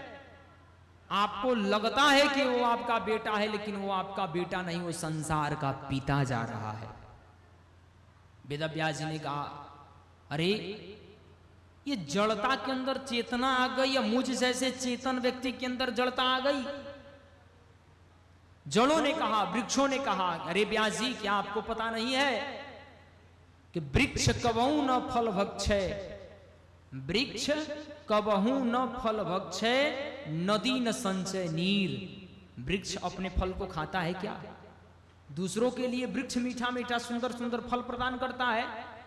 नदी न संचय नीर, अगर नदी अपने अंदर ही जल को सीमित रखने लगे तो क्या लोगों की प्यास को बुझा सकती है? नदी स्वयं अपनी प्यास को थोड़े बुझाती है, नदी तो दूसरे के प्यास को बुझाती है। तो वृक्ष कबहू न फल भक्षे, नदी न संचय नीर, अपरमारथ के कारणे साधुन धरा शरीर। परमार्थ के कल्याण के लिए ही, परमार्थ के कारण ही साधु अपना शरीर को धारण करता है। और आपका पुत्र साधु शरीर को धारण करके अगर वन को जा रहा है, व्यास जी आप उसको इस माया में फंसा रहे हो। वेद व्यास जी ने कहा कि अरे राम राम, मैं चेतन था, मुझे समझने की सामर्थ्यता थी, लेकिन फिर भी मैं अपने पुत्र को नहीं समझ पाया। और जो वृक्ष जड़ थे उनको मेरे पुत्र की अस्तित्वता समझ में आ गई। अपने आप को कोसते हुए धिक्कारते हुए वेदव्यास जी वापस आ जाते हैं। ऐसे सुखदेव के श्री चरणों में हम सभी लोग प्रणाम करते हैं। बोलिए सुखदेव भगवान की। तीसरे श्लोक में कहते हैं कि नैमिषे सुतमासीनम अभिवाद्य महामतिम कथामृत रसस्वाद कुशल सौनको ब्रवीत। नैमिषारण्य की भूमि की वंदना तीसरे श्लोक में करते हैं। वो नैमिषारण्य की भूमि, नैमिष धन आरण्य, जहां नैमिष मतलब होता है चक्र और आरण्य मतलब स्पर्श करना, जो जहां पे मनस रूपी चक्र जाकर के स्पर्श हुआ हो, रुक गया हो, उसे कहते हैं नैमिषारण्य। जैसे हम लोग 7 दिन की कथा को सुनने के लिए इस स्थान का निरीक्षण किए कि इसी स्थान पे बैठ करके कथा कही और सुनी जाएगी, उसी प्रकार से 88,000 महात्मा ब्रह्मा जी के पास पहुंचे। ब्रह्मा जी, हम सबको सत्संग करना है, कोई उचित स्थान बताइए जहां पे कोई विघ्न बाधा उत्पन्न न हो। ब्रह्मा जी ने एक मनोमय नामक चक्र को प्रकट किया और महात्माओं से कहते हैं कि इसी चक्र के पीछे चले जाओ, जिस स्थान पे ये मनोमय नामक चक्र रुक जाएगा उसी स्थान पे बैठ करके तुम सत्संग करना, वहां कोई विघ्न बाधा उत्पन्न नहीं होगी। मनोमय नामक चक्र चला और चक्र जब आया तो चलते चलते चलते चलते उसी नैमिषारण्य की पावन भूमि पे आकर के जैसे ही स्पर्श हुआ, तो नैमी मतलब चक्र और अरण्य मतलब स्पर्श होना, उस चक्र का स्पर्श करने से उसका नाम हो गया नैमिषारण्य। इसीलिए उसको हम लोग चक्र तीर्थ भी कहते हैं। बोलिए नैमिषारण्य की। और ये मनोमय नामक चक्र कोई और नहीं है महाराज। ब्रह्मा जी ने चक्र कहां से प्रकट किया था? मन से। मनोमय नामक चक्र। तो हमारे अंदर भी एक मन का चक्र है।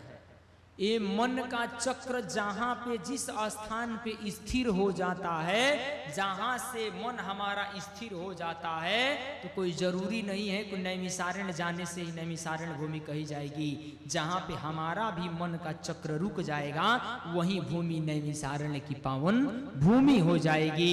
इस कथा में अगर हम अपने मन को रोक करके भगवान की कथा को सुनेंगे तो समझ जाइए कि ये कटिहार की पावन भूमि भी नैमिषारण्य की पावन भूमि बन जाएगी। बोलिए नैमिषारण्य धाम की।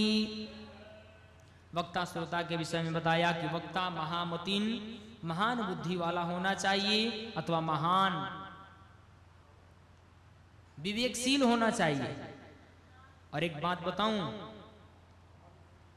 वक्ता का मन राम में लगा हो, न कि काम में और दाम में लगा हो।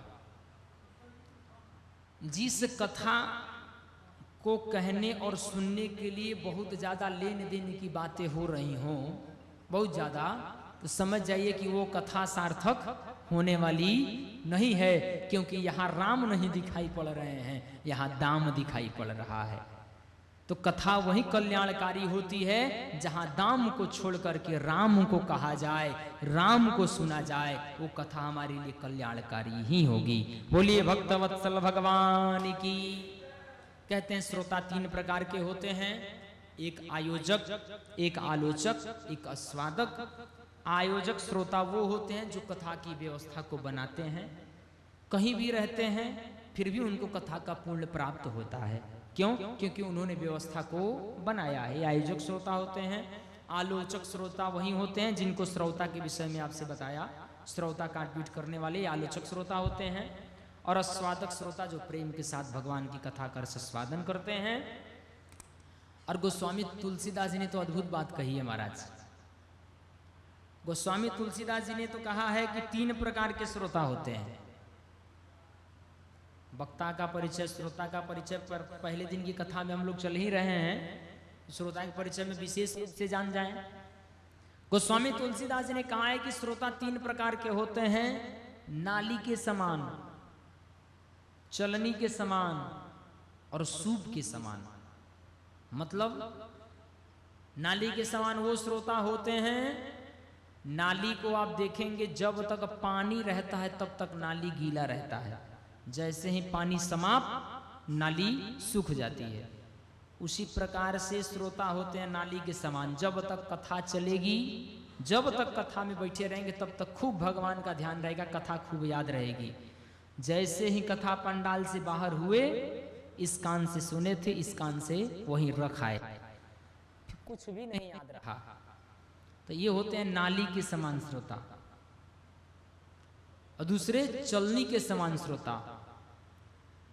चलने का काम क्या होता है महाराज? आटा को आप माता जी लोग जब चालती हैं, तो जो खाने योग्य तत्व होता है, जो आटा उपयोगी होता है, वो नीचे गिर जाता है। जो फेंकने योग्य वस्तु होती है वो कहाँ रह जाता है? ऊपर रह जाता है।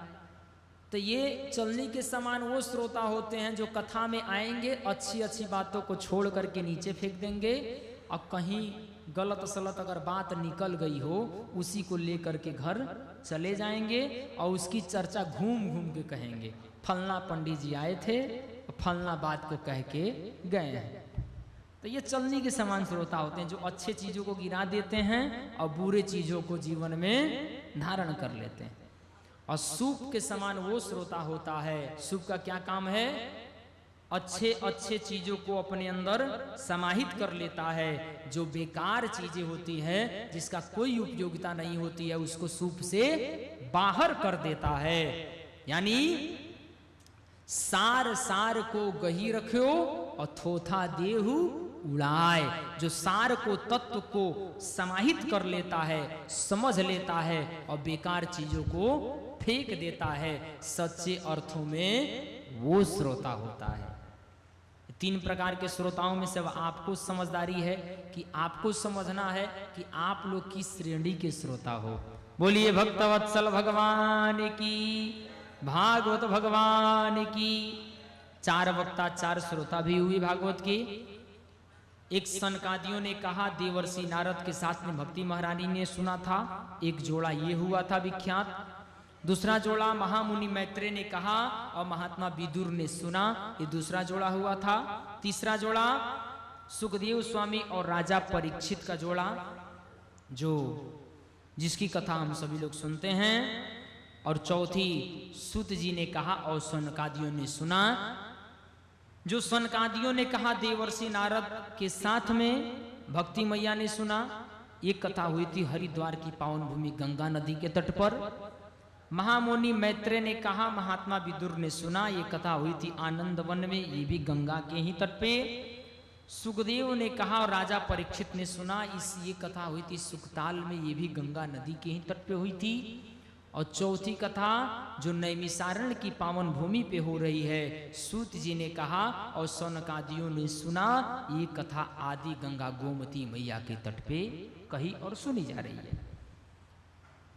यहीं से सौनक वाच यानी सौनक जी ने प्रश्न किया।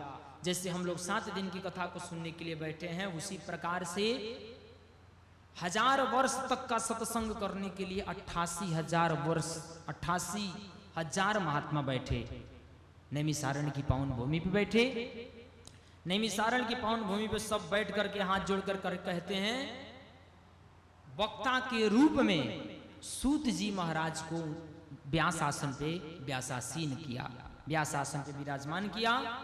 व्यास जी वक्ता बन करके बैठे और 88,000 ऋषि महात्मा श्रोता बन करके बैठे। और उसी में अपने बूढ़े कुलपति यानी सौनक जी को आगे बना दिया कि आप ही संसार के कल्याण के लिए प्रश्न को पूछो और व्यास जी से कल्याण का साधन पूछो। सौनक जी ने पूछा 88,000 महात्माओं के तरफ से कि अज्ञान ध्वांस विध्वंस कोटि सूर्य समप्रभा सोताख्या ही कथा सारम मम कर्ण रसायनम। भक्ति ज्ञान विरागात तो विवेको वर्धतो महान। हम हे गुरुदेव, हम लोग अज्ञान के अंधकार में डूबे हुए प्राणी हैं। अज्ञान के अंधकार में हम लोग डूबे हुए हैं, लेकिन कोटि सूर्य समप्रभा, आपके पास में करोड़ों सूर्य के समान प्रकाश करने वाली आपकी ज्ञान है। असुताख्यायी कथा सारम, उसी ज्ञान के सहारे हम सबके हृदय में बैठे हुए अज्ञानता को आप दूर कर दीजिए। कथा सारम यानी कथा का सार मम कर्ण रसायनम, यानी कथा का सार हमारे कान में डाल दीजिए। कथा का सार पूछा, रस पूछा है। मम कर्ण रसायनम यानी रसायन को मांगा है। और रसायन किसके पास है महाराज? राम रसायन तुम्हारे पासा, सदा रहो रघुपति के दासा। वो राम जी रसायन किसके पास है? हनुमान जी के पास है। और यहां कह रहे हैं सौनक जी कि आप रसायन डाल दो, यानी कथा का सार वो रसायन हमारे कान में डाल दो, जो भक्ति ज्ञान विराग आप तो विवेको वर्धतो महान, जो भक्ति को बढ़ाने वाला हो, जो विवेक को बढ़ाने वाला हो और ज्ञान को बढ़ाने वाला हो, ऐसी कथा के सार को हमको हे सूत जी महाराज श्रवण करा दो। इस संसार के लोगों की आकृति तो दिखती है मनुष्य की, लेकिन प्रवृत्ति हो गई है राक्षसों की। देखने में तो हम लगते हैं मानव, लेकिन काम हमारा है दानव का। देखने में भगवान ने सुंदर सुंदर दांतें दिया, आकृति दिया मनुष्य का, लेकिन पता चलता है कि उसी दांतों से मरे हुए पशुओं का मांस हम नोच करके खा रहे हैं, जबकि उस मांस खाने वाले जीव का दांत भी अलग होता है।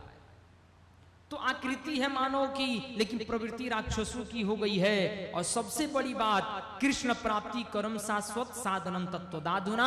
हे सूत जी एक बात को बता दो कि कृष्ण भगवान को पाने का सबसे आसान और सरल साधन क्या है?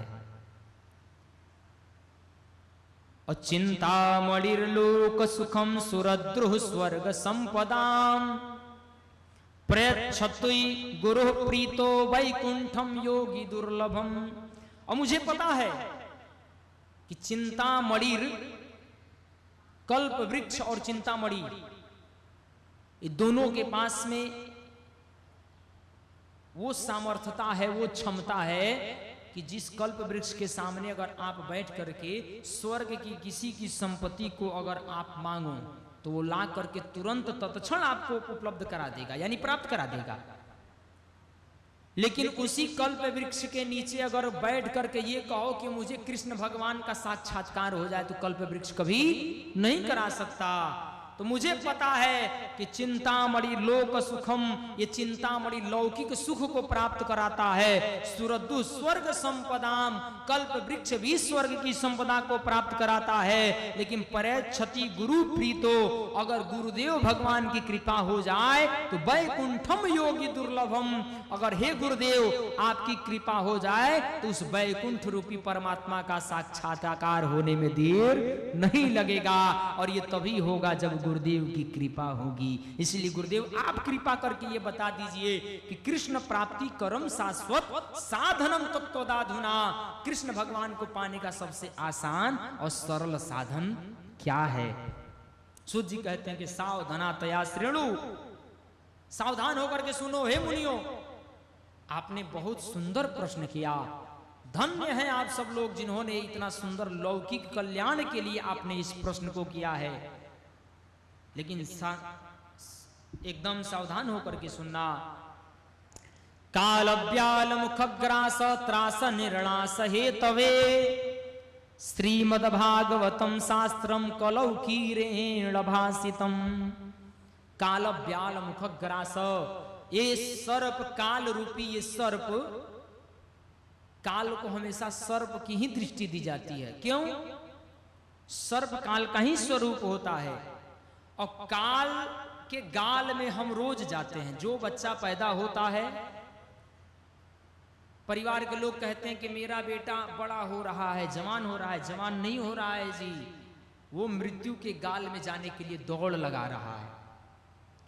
जो भी पैदा हुआ वो दौड़ लगाया, और दौड़ किसके तरफ लगा है? मृत्यु को पाने के लिए दौड़ लगा है। जिस दिन मृत्यु मिल जाती है उसी दिन उसका दौड़ समाप्त हो जाता है। चाहे उसकी मृत्यु 1 घंटा में मिल जाए, पैदा होते 1 घंटे में मृत्यु मिल जाए, चाहे 100 वर्षों के बाद मिले, चाहे 500 वर्षों के बाद मिले, लेकिन जाना कहाँ है? उसको मृत्यु की तरफ ही जाना है। यानी जन्म लेना यात्रा प्रारंभ करना, और मृत्यु को पा लेना यात्रा समाप्त हो जाना। यानी मृत्यु को खोजने के लिए ही तो हम लोग दौड़ लगा रहे हैं। उसके बाद सब खेल खत्म। तो काल ब्याल मुख ग्रास, हम लोग काल के गाल में बैठे हुए हैं और त्रास निर्नाश है तवे, हम लोग तभी तक जीवित हैं जब तक काल अपना गाल बंद नहीं कर लेता। जिस समय काल अपना गाल बंद कर लेगा उसी समय हमारी कहानी समाप्त हो जाएगी, कहानी प्लेन हो जाएगी, कुछ नहीं रह जाएगा। परिवार वाले 2-4 दिन रोएंगे गाएंगे, 10 दिन के बाद से सब अपने अपने काम में मौज मनाएंगे। चले जाने के बाद में किसी की सत्ता नहीं रह जाती। तो हम लोग तभी तक हैं। तो इससे बचने का उपाय श्रीमद भागवतम शास्त्रम कलौ कीरेण भासितम, इसलिए भागवत की शरण में चले जाओ, तुम्हारा कल्याण अवश्य ही हो जाएगा। बोलिए भागवत भगवान की। कहते हैं माया महाठग हारी न विश्व में, माया के आपन जाल बिछावे, माया के ताप से विश्व जरे केऊ, माया के माया से पार लगावे। अब विश्व प्रपंच के बांधे के मुट्ठी में, माया जगत में खेल रचावे, माया के बंधन से संतोष ये मायापति आजाद करावे, माया के बंधन से संतोष ये मायापति आजाद करावे। इस माया के बंधन से अगर आजाद होना चाहते हो तो इसी मायापति के चरणों में आ जाओ, इस माया के बंधन से आजाद हो जाओगे। एक एक श्वास कीमती है, उसका सदुपयोग करना चाहिए। अपने जीवन की सदुपयोगिता उसी में है। हम सबके जीवन में ये 7 दिन का जो समय मिला हुआ है, ये बहुत ही अनमोल है, कीमती है, बहुमूल्य है। इसका सदुपयोग हम करना जान जाएंगे, हमारा अवश्य ही परम कल्याण हो जाएगा। भागवत की कथा को सुन करके, और दिए गए समय पूरा हो चुका है, इसलिए बहुत लोग घड़िए देख रहे होंगे। 6 बजे महाराज समय दिया गया है और आगे बढ़ाए जा रहे हैं, लेकिन जो समय दिया गया है उसी समय के अनुकूल ही हम लोग अपने प्रसंगों को रखेंगे। देखिए, कथा पूरी की नहीं जा सकती और कथा को पूरी सुनी भी नहीं जा सकती। क्यों? क्योंकि भगवान की कथा है।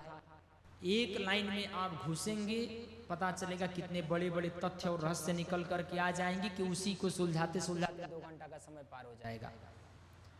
एक श्लोक को समझने के लिए हम बैठेंगे, 2 घंटा का समय पार हो जाएगा। ये 2 घंटा बहुत कम समय है, जिसको हम लोग बहुत नहीं कह सकते, लेकिन इसी 2 घंटे के समय में ही हम लोग ऐसे ऐसे मुख्य मुख्य बिंदुओं पे, विषयों पे चर्चा करेंगे, जो भागवत की कथा का तत्व सार भी समझ में आ जाए और कथा भी समझ में आ जाए और भगवान श्री कृष्ण श्री ठाकुर जी का विग्रह भी समझ में आ जाए और उनकी भक्ति का वास भी हमारे हृदय में हो जाए। प्रयास यही करूंगा कि यहाँ से आपको अच्छे से समझा सकूं, और आप भी थोड़ा सा प्रयास यही करिएगा कि कम समझाऊं, आप लोग ज्यादा समझ जाएं। बोलिए भागवत भगवान की। चलिए आज की वाणी को यहीं पे विराम। आइए 2 बार भगवत नाम संकीर्तन के साथ में जोड़ते हुए आज की हम लोग महापुराण की आरती करें। श्री राम जय जय राम, श्री राम जय राम। आप लोग भी गाओ, श्री राम जय जय राम, श्री राम जय राम। आम जपले राम जपाले राम, जपले राम। आम बिगड़ी तेरी बनाए राम, बिगड़ी तेरी बनाए राम। श्री राम जय जय राम, श्री राम जय जय राम। राधे श्याम जय श्याम, राधे श्याम जय श्याम। जय रघुनंदन जय घन श्याम, जय रघुनंदन जय घन श्याम। श्री राम जय राम जय जय राम, श्री राम जय राम जय जय राम। बोलिए भागवत भगवान की, वृंदावन बिहारी लाल की, मोर मुकुट वंशी वारे की जय जय श्री राधे श्याम। आइए हम सभी लोग अपने अपने स्थान पे खड़े हो जाएं, खड़े होकर के भगवान की दिव्य आरती करें। ओम ईदगुं हविः प्रजननं मे अस्तुत सवीरगुं सर्वगणगुं सुस्थये आत्मसनि प्रजासनि पशुसनि लोकसन्यभयसनि अग्निः प्रजां बहुलां मे करोतु अन्नं पयोरितु अस्मासुधत। ओम जय जगदीश हरे स्वामी जय दीनानाथ हरे, भक्त जनों के संकट दास जनों के संकट क्षण में दूर करे। ओम जय जगदीश हरे, जो ध्यावे फल पावे दुख विनसे मन का हो स्वामी, दुख विनसे मन का सुख संपत्ति घर आवे, श्याम सुंदर घर आवे, कष्ट मिटे तन का। ओम जय जगदीश हरे, मात पिता तुम मेरे शरण कहूँ मैं किसकी हो स्वामी, शरण कहूँ मैं किसकी, तुम बिन और न दूजा, प्रभु बिन और न दूजा, आस करूँ मैं जिसकी। ओम जय जगदीश हरे, तुम पूर्ण परमात्मा तुम अंतरयामी हो स्वामी, तुम अंतरयामी,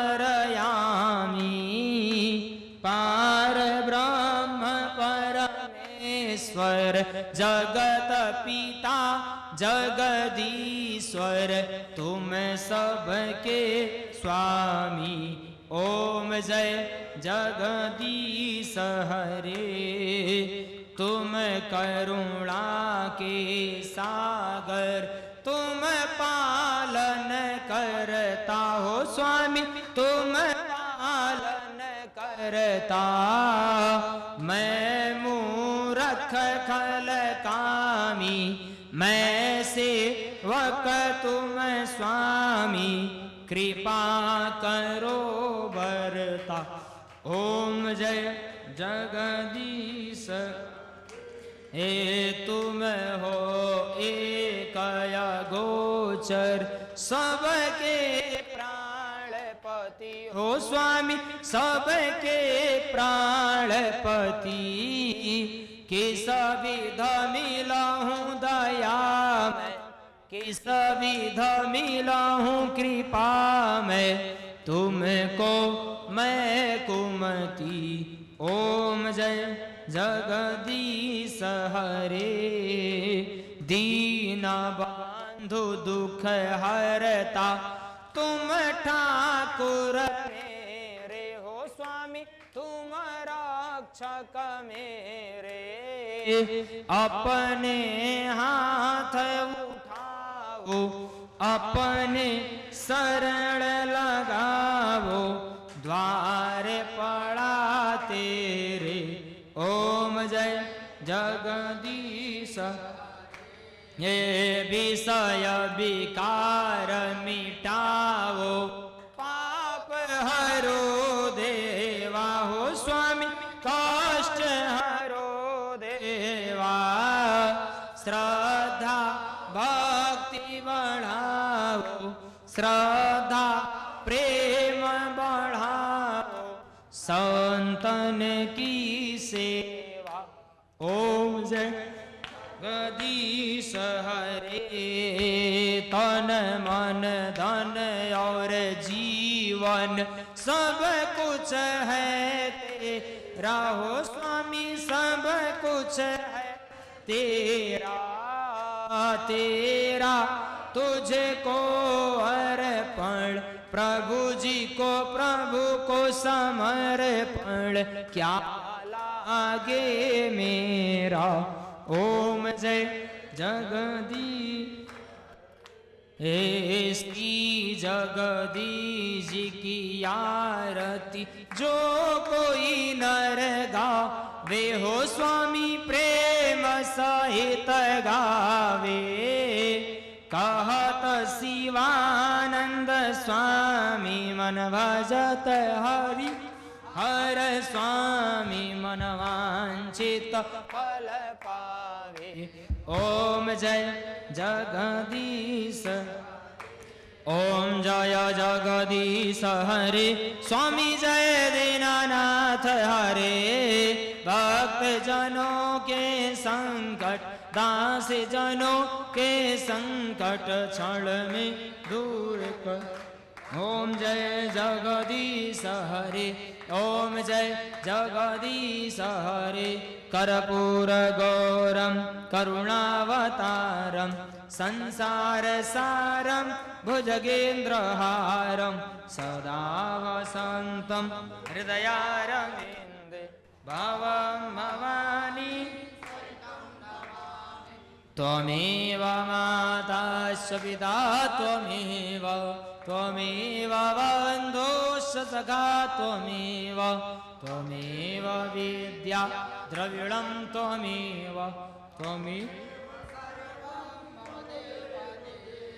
हरे राम राम राम हरे हरे, हरे कृष्ण कृष्ण कृष्ण हरे हरे, हरे राम राम राम हरे हरे, हरे कृष्ण कृष्ण कृष्ण हरे हरे। आरार्तिज्ञं समर्पयामि पुराण पुरुषोत्तमाय नमः। श्रीमद्भागवत महापुराणाय नमः। जलेन शीतलीकरणं पुष्पैरीवादिवन्दनमारोग्यार्थे आत्मादिवन्दनम्। आत्मकल्याणार्थे आरार्ति ग्रहणमतमन्त्र पुष्पाञ्जलि जनेन जैनमयजन्त देवास्तानि धर्माणि प्रथमा न्यासन्न ते हनाकं महिमानः सचन्ते यत्र पूर्वे साध्याः सन्ति देवाः। हरि ओम हंस हंसाय विद्महे परमहंसाय धीमहि तन्नो सुखदेव प्रचोदयात्। मंत्र पुष्पांजलिं समर्पयामि पुराण पुरुषोत्तमाय नमो नमः। बोले वृंदावन बिहारी लाल की, भागवत भगवान की, मोर मुकुट वंशी वारे की, सांवरिया सरकार की, आवाहित देवताओं की, रमापति रामचंद्र की, उमापति महादेव की, वृंदावन बिहारी लाल की, हनुमान जी महाराज की, आवाहित देवताओं की, ग्राम देवता की, स्थान देवता की, कुल देवता की, गौरी शंकर भगवान की, उमापति महादेव की, पितृ देवताओं की, सुखदेव स्वामी की, मुख्य यजमान की, इनके सकल परिवार की, जनता जनार्दन की। जय जय श्री राधे श्याम। सर्वे भवन्तु सुखिनः, सर्वे सन्तु निरामया, सर्वे भद्राणि पश्यन्तु मा कश्चित् दुःखभाग् भवेत्। ओम शांति शांति सुशांतिर्भवतु।